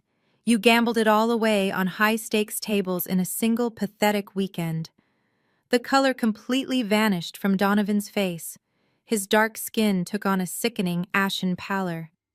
The heavy gold imitation watch on his wrist suddenly seemed to weigh 1,000 pounds as his hands began to visibly tremble against the white tablecloth. He looked frantically at Richard, then at the wealthy investors standing nearby, producing nothing but a series of pathetic, broken, stammering sounds. He was suffocating under the crushing weight of absolute public exposure. Seeing her husband completely cornered and rapidly deteriorating, my sister Brittany suddenly sprang up from her chair. Her face was twisted into a mask of ugly, desperate fury. She slammed her hands down on the table, desperately trying to protect the fragile, luxurious illusion she had built her entire identity upon. "You are a psychotic, jealous liar!" Brittany shrieked, her voice cracking hysterically, shattering the refined atmosphere of the country club. Donovan is a brilliant, successful executive. You are just a bitter, lonely woman trying to destroy our perfect marriage because you have absolutely nothing going for yourself. He manages millions of dollars in corporate capital. I did not raise my voice.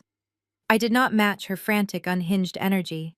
I simply reached back into the red folder and pulled out a single crisp piece of official corporate stationery, bearing the distinct, recognizable logo of Donovan's former employer. I held it up between my index and middle finger, letting the bright chandelier light illuminate the bold, undeniable text. Managing Corporate Capital. I repeated softly, my tone dripping with lethal calculated irony. That is a very fascinating way to describe gross, premeditated embezzlement.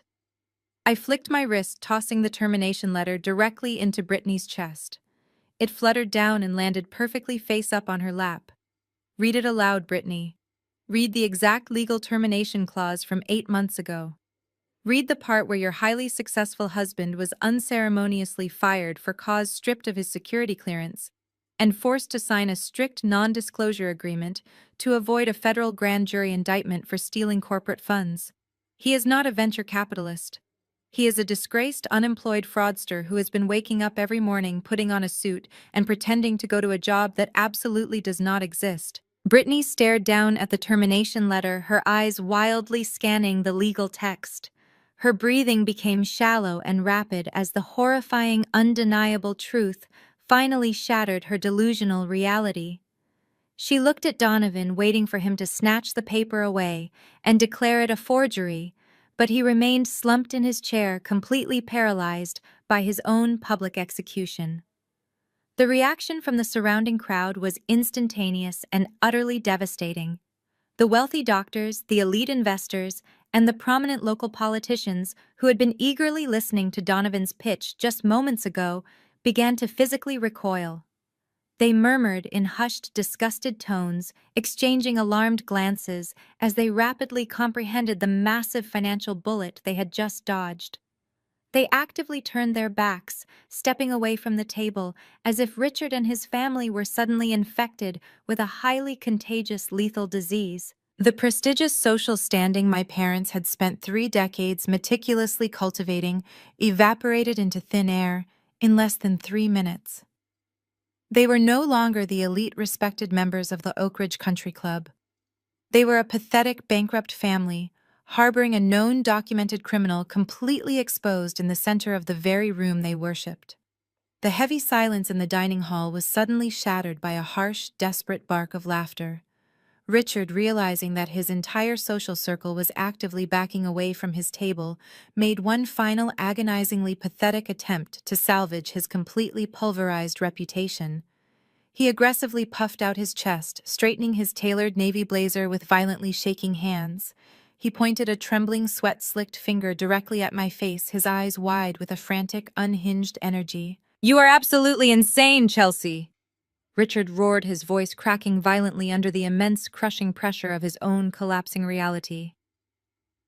"Do not listen to a single word this deranged woman says. She has been deeply unstable for years. She is just a bitter, psychotic daughter trying to create a massive public spectacle because we rightfully cut her out of our prestigious lives. She is fabricating all of these ridiculous documents just to ruin our lovely Sunday brunch because she is hopelessly jealous of our success." Richard looked around wildly at the retreating doctors, the local politicians, and the elite investors desperately trying to catch someone's eye, seeking anyone who would validate his frantic, transparent lies. "We are a highly respected family. We have impeccable credit. We are pillars of this community. This is nothing but a pathetic, hysterical stunt by a woman who desperately needs immediate psychiatric help." I did not even blink at his desperate, flailing accusations. I did not raise my voice to argue. I simply took a half step back, smoothing the front of my charcoal blazer, and allowed Ms. Kensington to take the absolute center stage. The veteran corporate attorney moved with the terrifying, inevitable grace of an executioner stepping up to the block. She did not raise her voice, nor did she display even a fraction of emotional investment. She simply unclasped the secondary compartment of her sleek leather briefcase and withdrew a thick, legal-sized envelope sealed with heavy red wax. She walked directly up to Richard, her high heels clicking sharply against the polished marble floor, and thrust the heavy envelope squarely against his chest. When he instinctively raised his hands to catch it, she stepped back, leaving him holding his own absolute financial demise. That is an emergency writ of foreclosure and a formal notice of immediate asset seizure, Ms. Kensington announced, her voice perfectly calibrated to carry across the breathless, silent dining hall. As of 5 o'clock yesterday evening, your primary commercial loan portfolio officially entered terminal default status due to your complete failure to meet a mandatory margin call of $142,500. Consequently, your primary residential estate, all associated collateral, and all frozen capital accounts have been permanently seized by your new primary creditor. Richard stared down at the thick legal envelope in his hands, as if it were a live ticking explosive device. His mouth opened and closed in rapid, silent succession.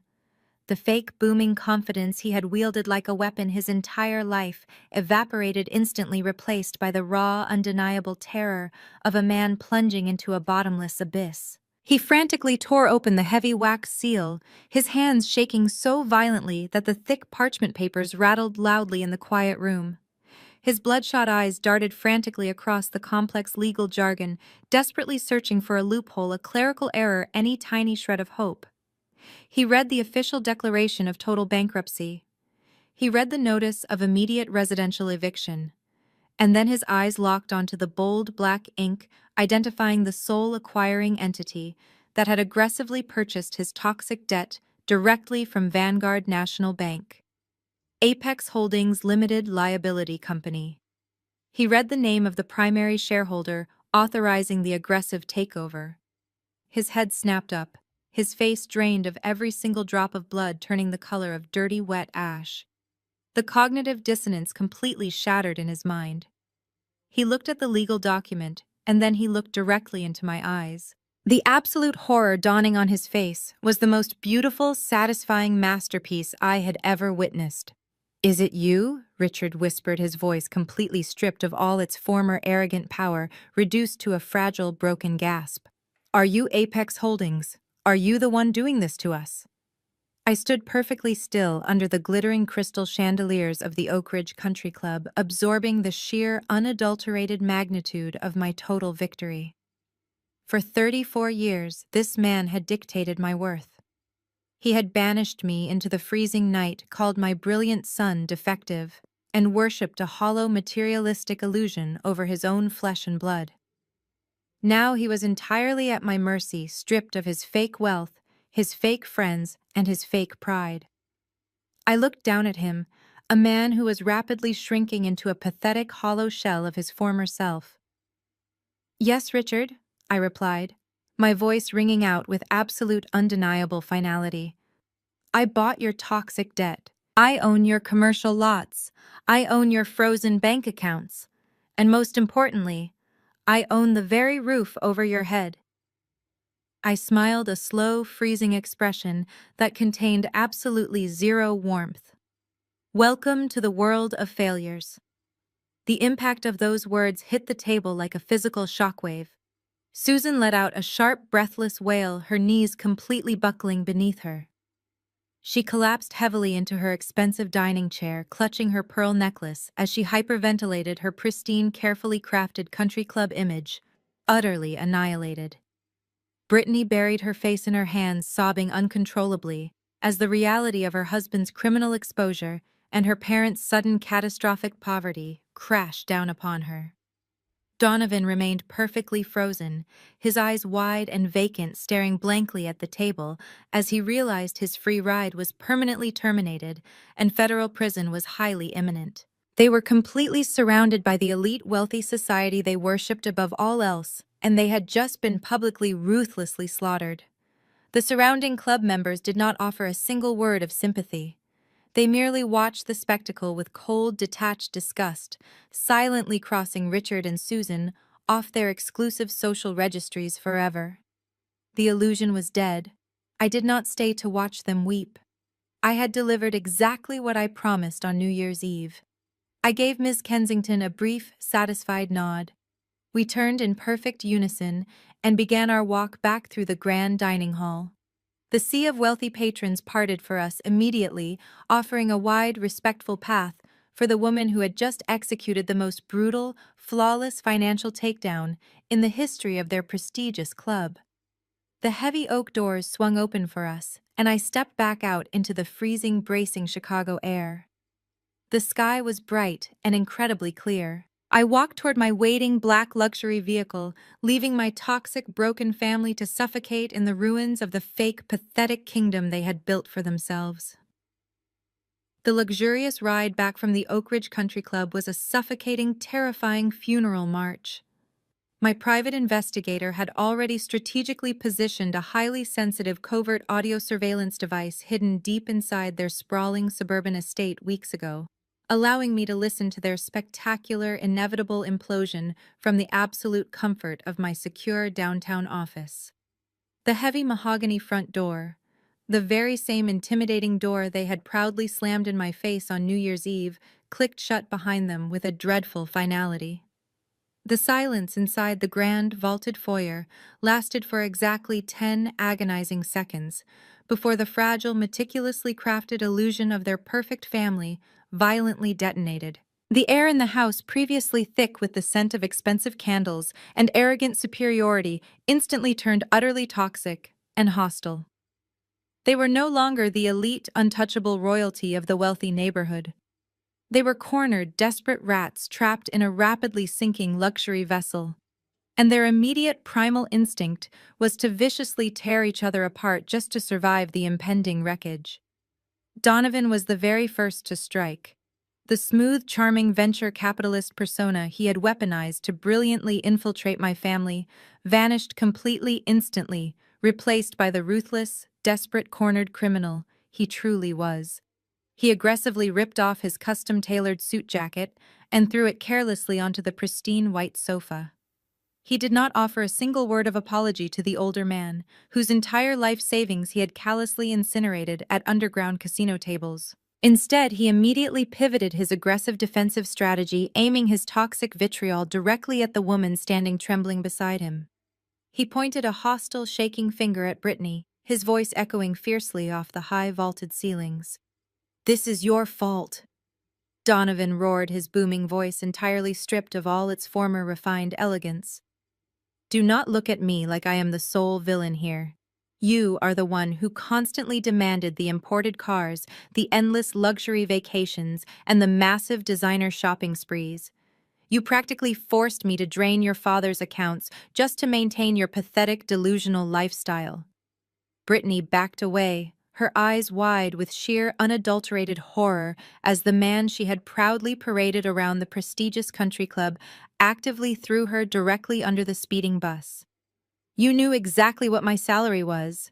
Donovan continued stepping aggressively toward her, forcefully backing her into the expensive marble fireplace. "You knew perfectly well that I lost my advisory position 8 months ago, but you absolutely refused to cut back on your outrageous spending.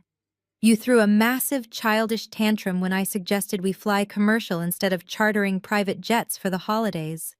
You demanded those ridiculous $2,500 gifts for the kids just to prove you were vastly superior to your struggling sister. I had to secure massive amounts of capital to keep your psychotic, greedy delusions afloat. I took the retirement funds because your relentless, suffocating financial demands left me absolutely no other choice." The sheer audacity of his victim-blaming finally snapped Brittany's fragile, manicured composure, her face contorted into a terrifying mask of pure, unhinged fury. She let out a piercing, hysterical scream that reverberated sharply through the surveillance audio feed. "You lying, manipulative parasite!" she shrieked at the top of her lungs, hot tears of pure humiliation streaming down her face and completely ruining her expensive makeup. She lunged forward with explosive, unpredictable violence. Her hand sliced rapidly through the air, delivering a vicious, resounding slap directly across Donovan's face. The sharp, cracking sound of her palm striking his cheek echoed violently in the empty, foreclosed mansion. Donovan did not even flinch. He simply stood there, a dark, mocking sneer twisting his handsome features, looking down at the woman he had completely financially ruined with absolute chilling contempt. He had extracted every single drop of wealth from their family, and now that the well was permanently dry, he was discarding her without a fraction of hesitation. Richard witnessed this entire brutal, revealing exchange from the center of the living room. The booming, tyrannical patriarch who had mercilessly banished me into the freezing winter night was completely paralyzed. His mind brutally replayed the humiliating realization that the sophisticated African-American businessman he had proudly elevated above his own flesh and blood was nothing more than a parasitic con artist. He had actively alienated his brilliant, successful daughter and handed the absolute keys to his kingdom to a man who had systematically stripped him of every last existing penny. The crushing, undeniable weight of his colossal arrogance finally physically manifested. Richard let out a sudden, agonizing gasp, his hands flying up to violently clutch his chest. The color completely drained from his face, turning a sickly, translucent shade of gray. His knees buckled instantly, and he collapsed heavily onto the expensive white sofa, his breathing turning into rapid, shallow wheezes as he experienced a severe stress-induced cardiac panic attack. The empire he had built on a foundation of lies was literally stopping his heart. Yet in a display of breathtaking sociopathic narcissism, Susan completely ignored her husband, clutching his chest in agonizing pain. She did not rush to his side. She did not attempt to call an ambulance or offer a single word of maternal comfort. Her entire existence was solely tethered to her elite social standing, and she knew that status was currently bleeding out on the country club floor. Susan frantically pulled her designer smartphone from her purse, her hands shaking so wildly she could barely tap the glowing screen. She desperately began dialing the numbers of the wealthy doctors' wives, the prominent local politicians, and the elite socialites she had just been sharing imported caviar with mere hours earlier. She paced the length of the grand foyer, holding the phone tightly to her ear, silently praying for anyone to answer and validate her crumbling existence. The phone rang continuously, the dial tone echoing mockingly into her ear. Call after call went directly to automated voicemail systems. The elite society she worshipped had already completely excommunicated her. News of the dramatic, highly public financial execution at the Oak Ridge Country Club had spread through their exclusive network faster than a blazing wildfire. She was no longer Susan, the wealthy, respected suburban matriarch. She was highly radioactive, a toxic, bankrupt pariah that no one wanted to be associated with under any circumstances. She dropped the phone onto the hardwood floor, finally sliding down the wall and burying her face in her hands. The massive, sprawling estate was filled with the sounds of Brittany's hysterical sobbing, Richard's labored, agonizing wheezing, and Donovan's cold, dismissive footsteps as he walked upstairs to pack his bags. They were entirely hopelessly trapped in a personal hell of their own meticulous design, locked inside a house that officially belonged to me. The brutal Chicago weather seemed to perfectly mirror the catastrophic destruction of my parents' lives. A torrential, freezing rain battered against the towering glass facade of the Vanguard Forensic Accounting headquarters. It was a miserable, relentless storm that washed away the dirt of the city and swallowed the weak. From the warmth of my executive suite on the 40th floor, I received a highly anticipated call from my chief of security. The notification was brief and entirely pathetic. Two soaking wet, frantic individuals claiming to be my parents were currently blocking the primary corporate security checkpoint down in the main lobby. They had bypassed the outer perimeter and were actively causing a massive, desperate scene at the reinforced glass turnstiles. The towering, majestic skyscraper I owned felt like a fortified, impenetrable castle, and the peasants were finally clawing at the heavy iron gates, begging for a microscopic drop of mercy. I did not rush.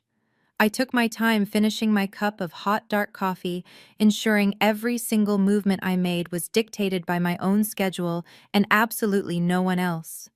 I smoothed the lapels of my tailored charcoal blazer, stepping onto the high-speed private elevator that descended smoothly toward the ground floor. My mind was perfectly clear, completely devoid of any residual childhood guilt or biological obligation. The time for familial negotiations had permanently expired the moment they allowed a fraudulent criminal to drain their accounts while simultaneously attempting to destroy my disabled son. When the polished silver elevator doors quietly glided open, I stepped into the vast, echoing expanse of the corporate lobby. The space was a monument to elite financial power constructed entirely of cold Italian marble and thick bulletproof security glass. Standing on the outside of the final security barrier entirely exposed to the harsh elements pouring in through the revolving front doors, were Richard and Susan. The visual contrast was genuinely staggering. The wealthy, arrogant suburban royalty who had mercilessly banished me into the winter night just weeks ago were now completely physically and emotionally obliterated. Richard was wearing the same navy blazer from the country club, but it was now entirely soaked through, hanging heavily on his rapidly shrinking frame.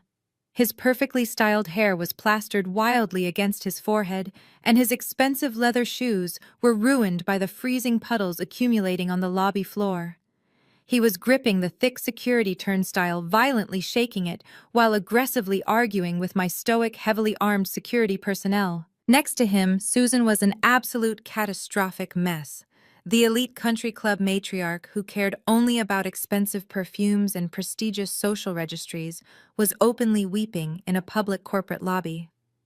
Her expensive designer mascara ran down her pale cheeks in thick dark streams, mixing with the freezing rain dripping from her chin. She clawed frantically at the thick security glass, crying out to the impassive guards. "Please, you have to let us upstairs!" Susan wailed, her voice echoing shrilly across the marble floor. "You do not understand the situation. We are her family. I am her mother. She is my own flesh and blood. You cannot keep a mother away from her own daughter when her family is completely falling apart. We just need 5 minutes to speak with her. She will listen to us because a mother and a daughter share an unbreakable bond. Blood is thicker than water. Please just pick up the phone and tell her that her parents are freezing and begging for her help." The security guards did not flinch, did not speak, and did not move a single muscle.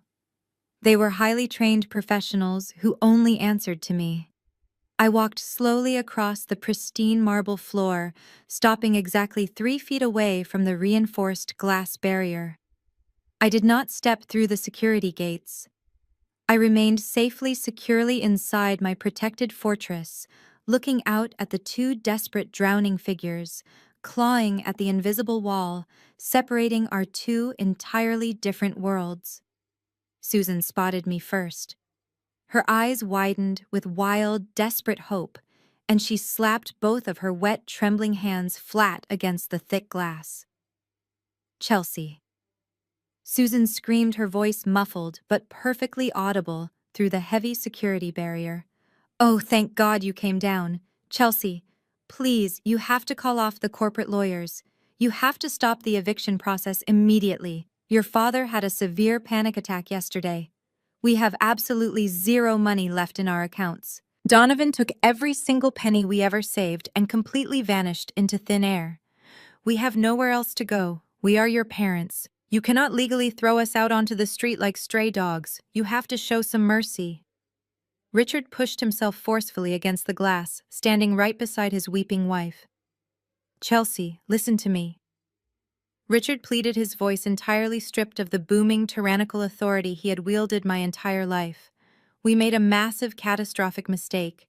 We trusted the wrong man, and we were completely blinded by his lies. But we are incredibly sorry. We are begging you to forgive us. You have the ultimate power to reverse this entire nightmare. You can buy the house back for us. You can restore our accounts. You are a brilliant, successful woman, and you can easily afford to fix this family. We promise things will be entirely different from now on." I stood perfectly still, my posture straight, my expression colder than the freezing rain pounding against the building exterior. I looked into the desperate, terrified eyes of the man who had called my beautiful, innocent boy defective. I looked at the woman who had proudly told me never to show my face begging for money. I reached forward and pressed the small silver button on the security console, activating the two-way external intercom system. My voice projected clearly and loudly into the cold, echoing lobby, cutting through their pathetic weeping like a razor-sharp scythe. "I am not going to fix your mistakes, Richard." I stated, my tone completely hollow, entirely drained of any human sympathy. "I am not going to reverse the legal eviction, and I am absolutely not going to fund your fake, pathetic lifestyle ever again. You gambled your entire existence on a charming criminal because you valued superficial prestige more than you valued actual loyalty. You threw me out into the cold, and now you get to experience exactly how freezing the real world truly is."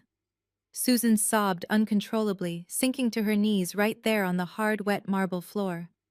"Chelsea, please," Susan begged, pressing her tear-stained face against the bottom of the glass. "You cannot do this. We will die out there. We are your family." I looked down at the pathetic, broken woman kneeling in the puddles of rainwater. I leaned closer to the microphone, delivering the final lethal psychological blow. "I am simply granting your greatest holiday wish, Susan," I whispered softly into the intercom, ensuring every single devastating syllable landed perfectly. "Do you not remember the exact words you screamed at me on New Year's Eve? You said this house is infinitely better off without me." I smiled, a dark, terrifyingly calm smile. "You were absolutely right. My house is much better off without you inside it." I released the intercom button, instantly severing the audio connection. I did not wait to watch them scream silently behind the soundproof glass.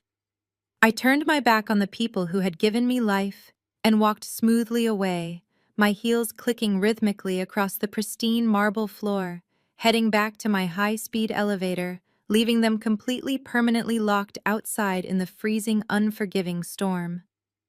The sleek silver elevator doors slid shut with a quiet, definitive thud, entirely severing my visual connection to the pathetic, drenched figures of Richard and Susan. The high-speed cabin propelled me upward, returning me to the serene, climate-controlled sanctuary of the 40th floor. I felt absolutely no residual guilt. My heart rate remained perfectly steady, completely unaffected by the hysterical weeping I had just left behind in the cold marble lobby. I walked back into my spacious corner office, the panoramic view of the freezing Chicago storm serving as a perfect cinematic backdrop to my calculated victory. I sat down at my massive mahogany desk, smoothing the sleeves of my tailored charcoal blazer, and immediately pressed the secure intercom button to summon my lead corporate attorney. Miss Kensington entered my office less than 60 seconds later. She moved with the lethal, silent grace of an apex predator circling wounded prey.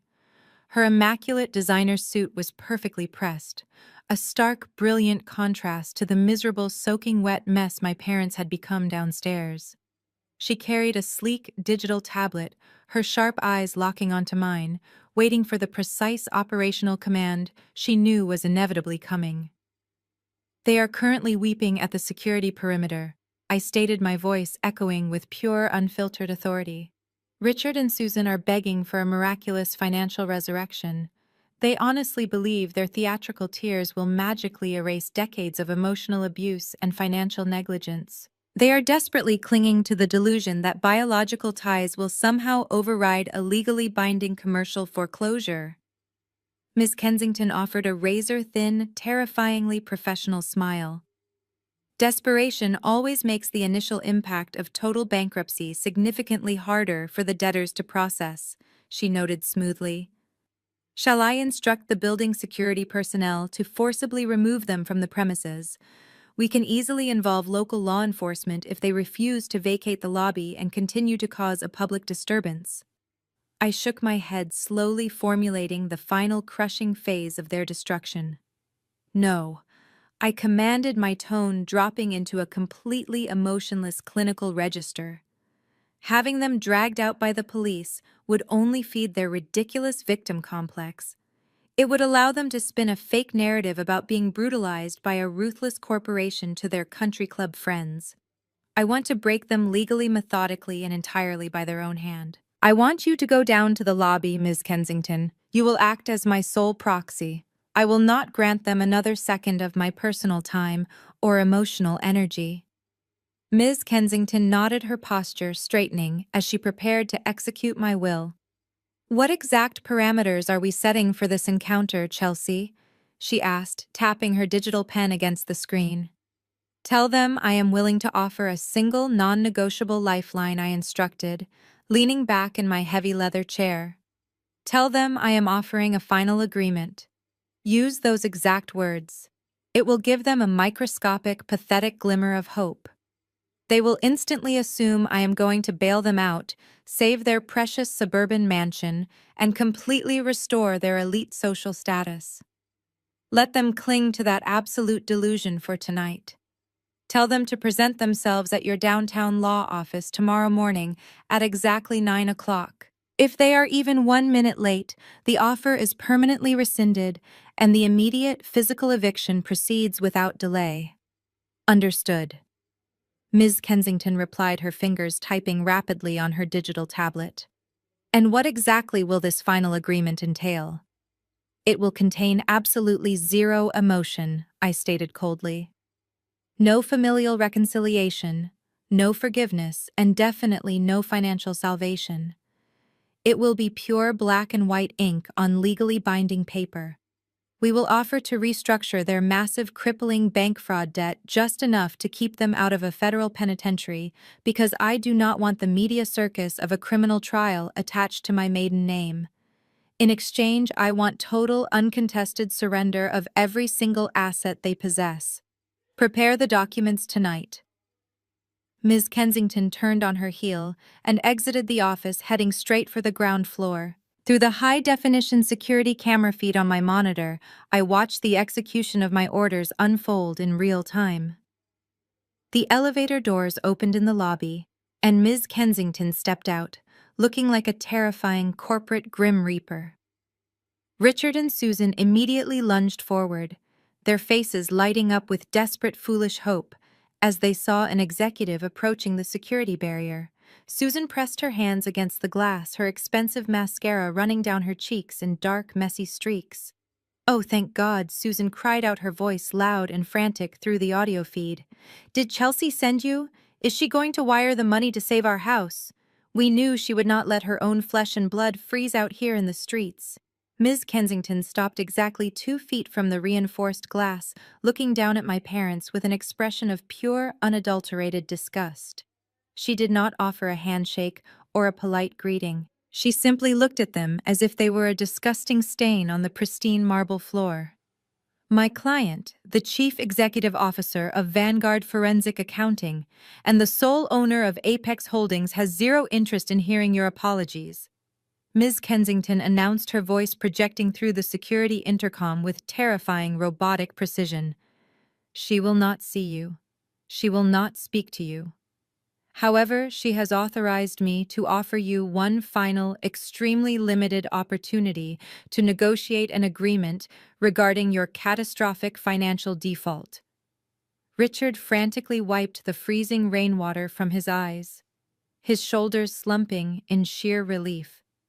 "Yes, absolutely yes," Richard stammered, completely abandoning any remaining shred of his former arrogant pride. "We will agree to whatever she wants. We just need the funds restored. Please tell us what we need to do." "You will present yourselves at my private legal firm tomorrow morning at exactly 9 o'clock. Ms. Kensington commanded, her tone slicing through their pathetic relief. "You will bring your state identification and nothing else. You will not bring your daughter Brittany, and you certainly will not bring your fraudulent son-in-law. This meeting is strictly for the primary debtors on the defaulted commercial loans.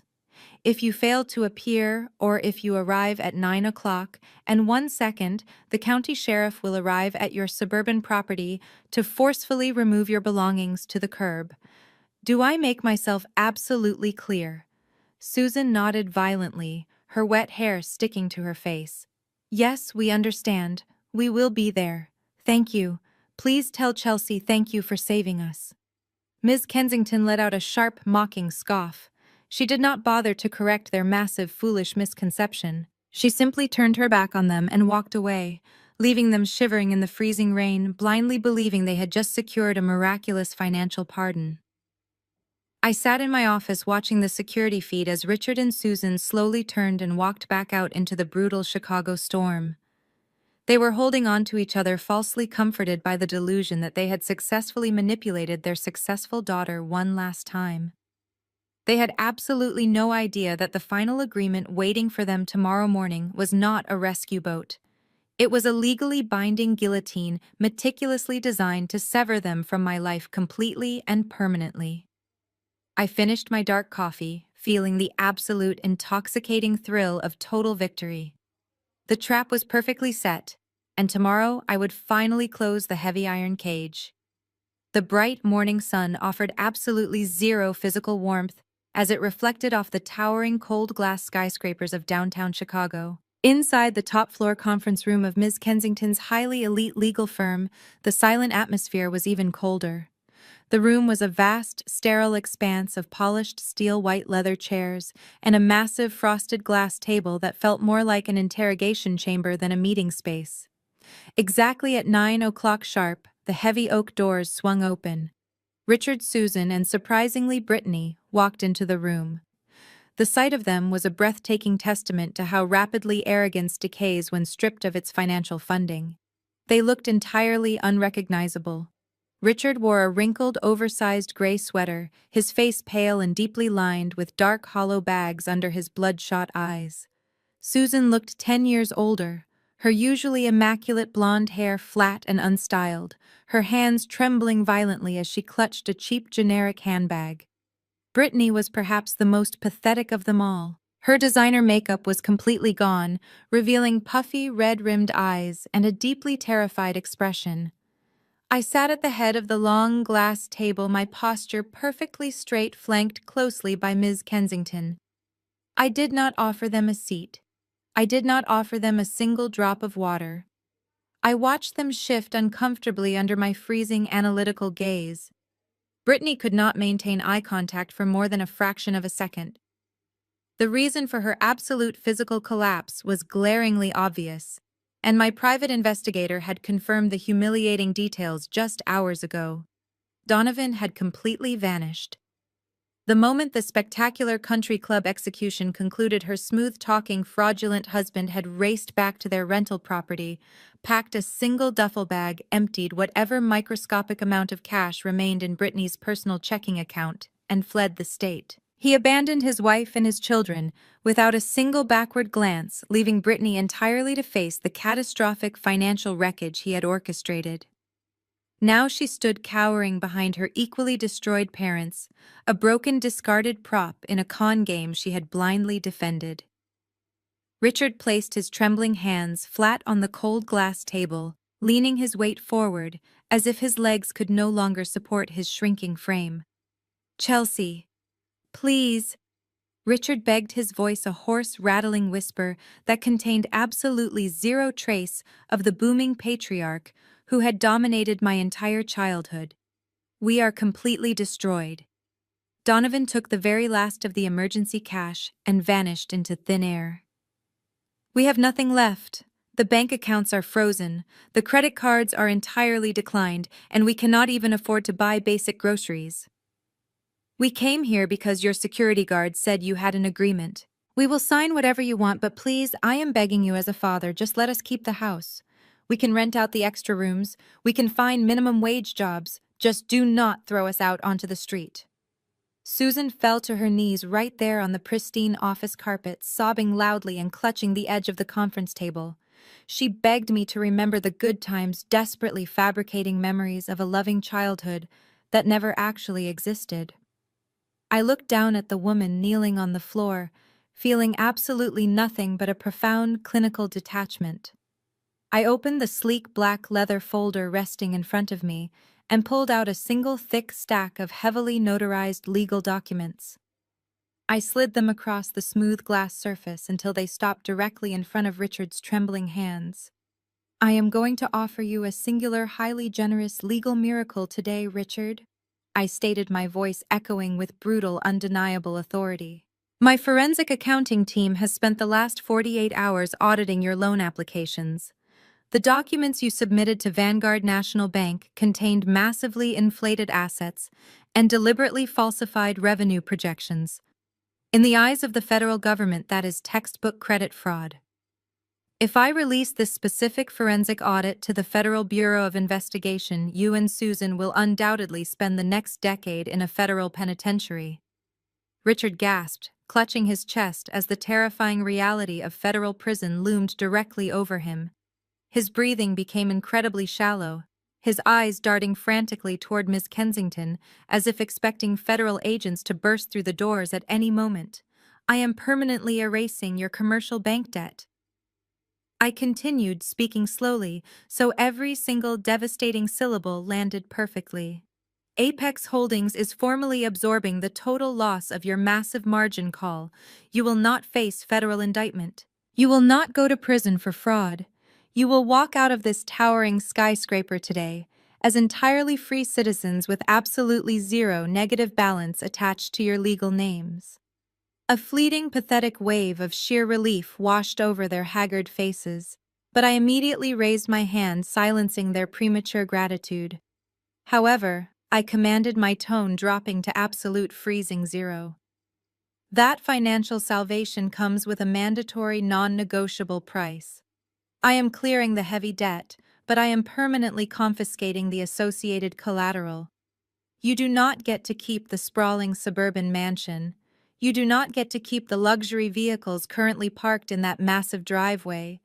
Every single valuable asset, every piece of expensive furniture, and every piece of jewelry purchased with those fraudulent loans is now the exclusive legal property of my corporation.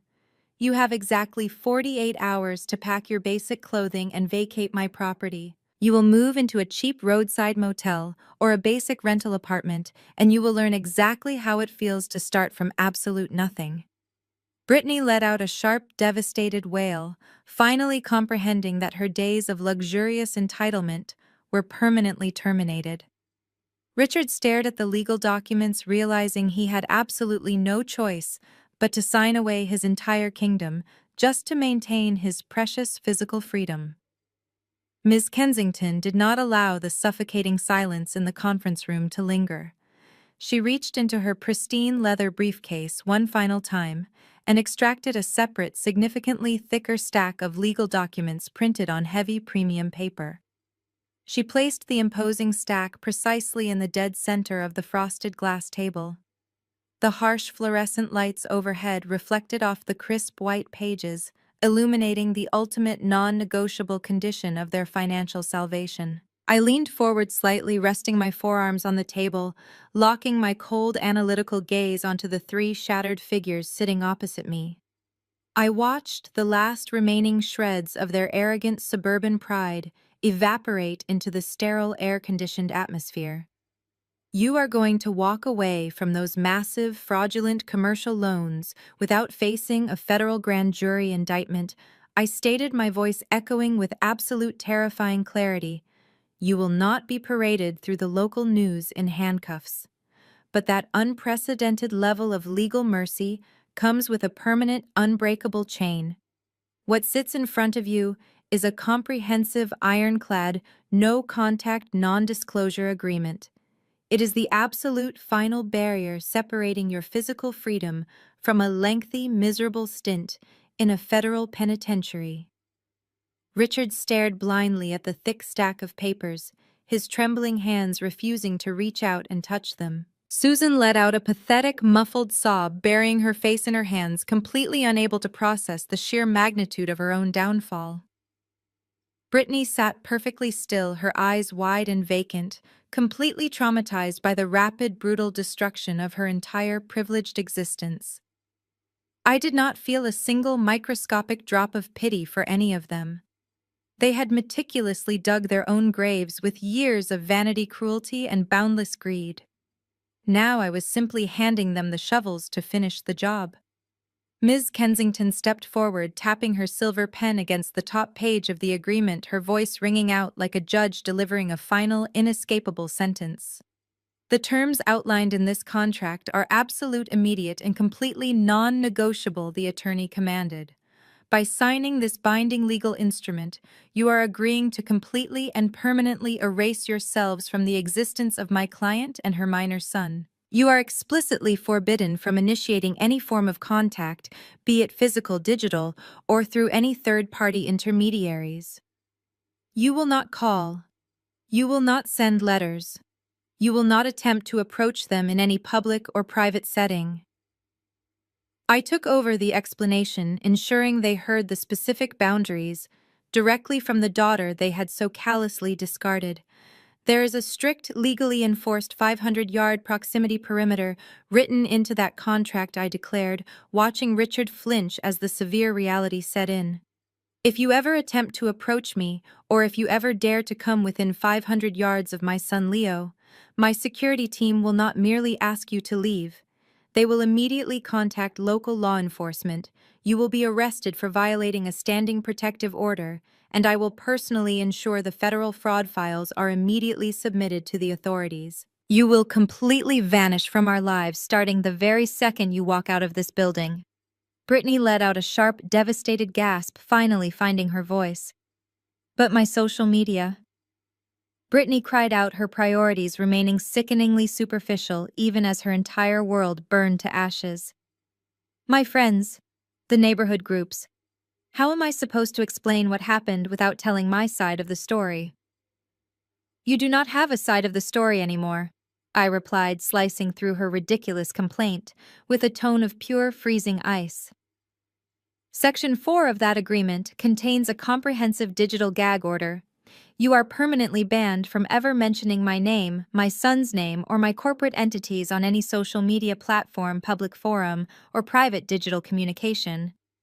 You will not post about this transaction. You will not seek sympathy from your remaining country club acquaintances by playing the victim. If a single defamatory word regarding my life leaves your lips or your keyboards, a massive financial penalty will be instantly triggered. A penalty of exactly $1 million per verified violation payable immediately upon demand. The threat of $1 million penalty effectively crushed whatever microscopic defiance remained in their broken bodies.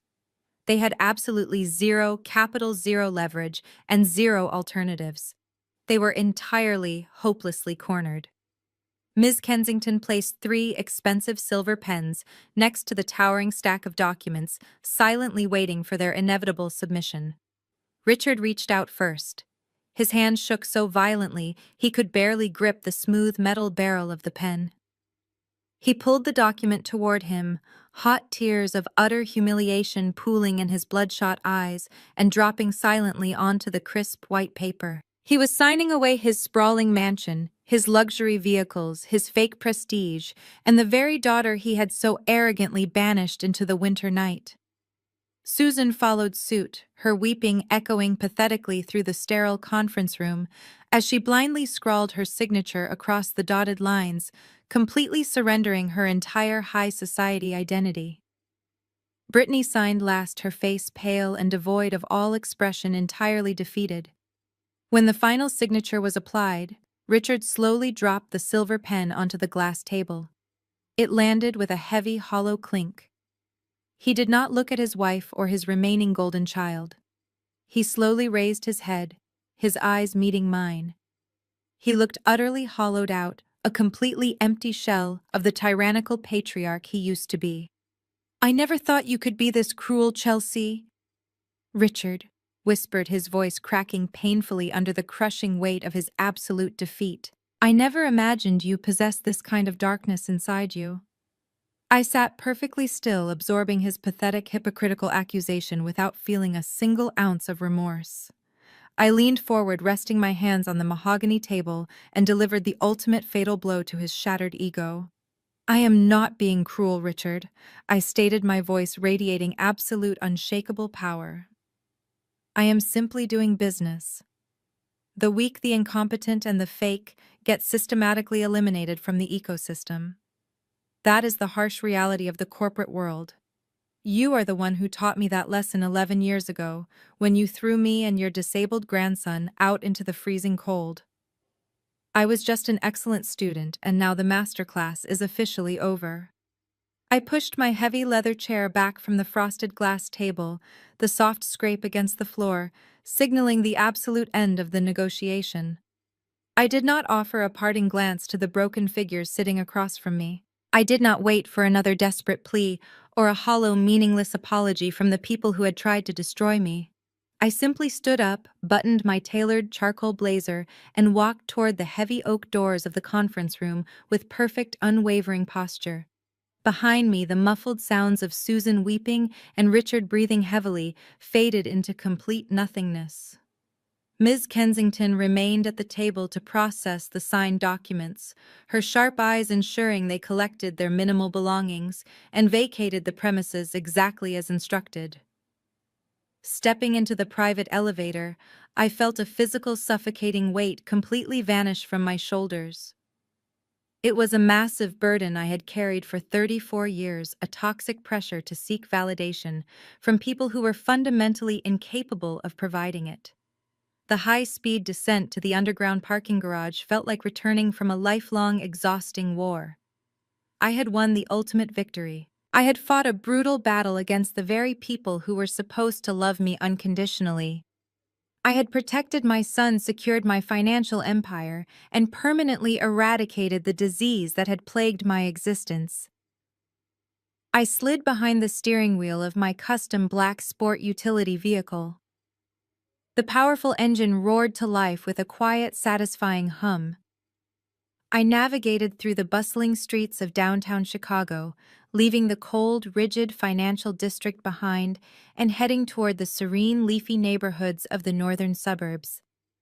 My destination was a highly specialized elite private academy designed specifically for gifted children with unique neurodivergent profiles.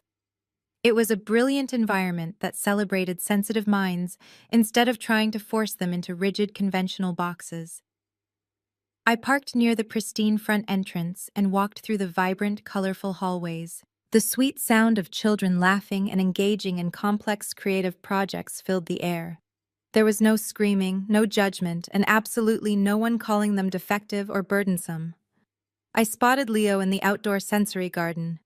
He was completely absorbed in constructing an intricate, massive architectural model, using magnetic blocks, his face glowing with pure, unadulterated joy. His teacher stood nearby, praising his incredible spatial awareness and advanced problem-solving skills. When Leo saw me approaching, his eyes lit up brighter than the sun. He dropped his blocks and ran across the soft synthetic grass, launching himself directly into my waiting arms. I caught him holding his small, warm body tightly against my chest. I buried my face in his hair, inhaling the sweet, familiar scent of my beautiful boy. "I am right here, sweet boy," I whispered, feeling an overwhelming surge of fierce, protective love. "We are completely safe now. Nobody is ever going to yell at you again.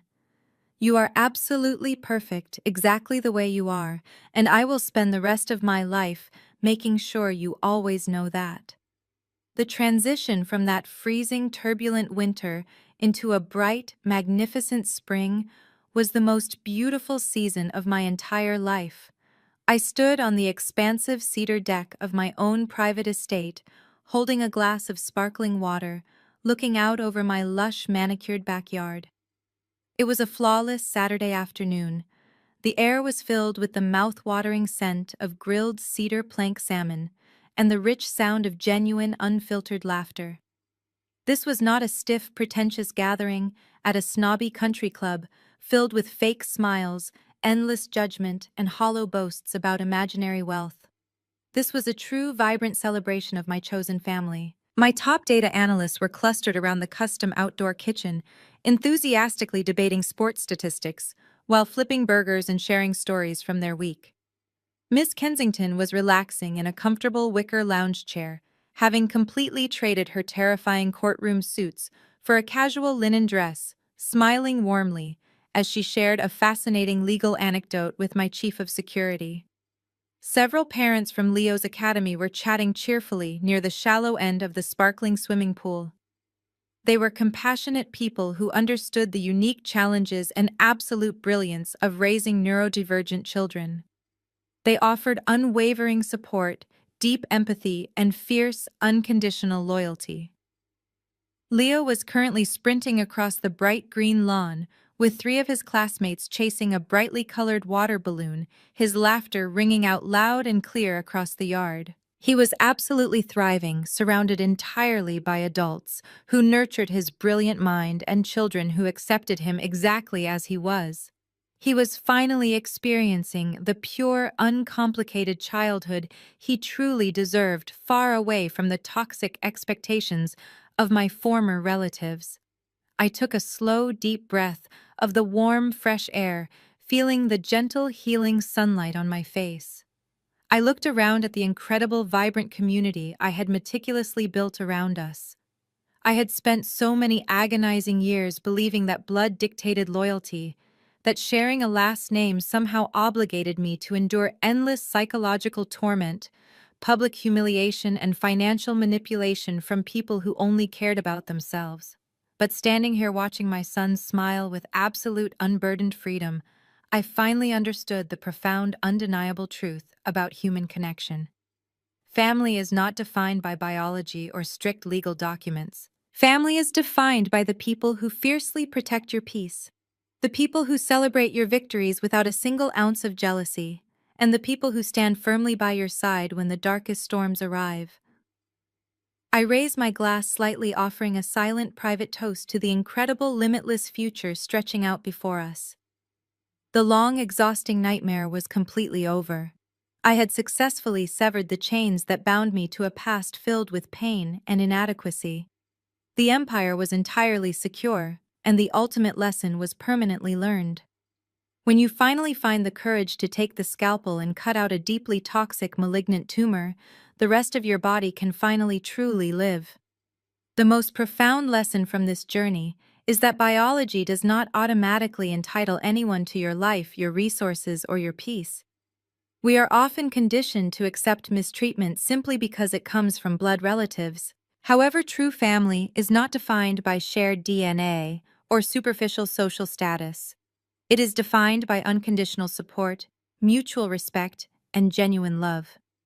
Tolerating emotional abuse only breeds further disrespect. When you finally find the courage to establish absolute boundaries and remove toxic individuals from your environment, you do not lose a family. You simply clear the necessary space to truly thrive. Please share your own experiences in the comments below if you have ever had to permanently cut ties with toxic relatives to protect your peace.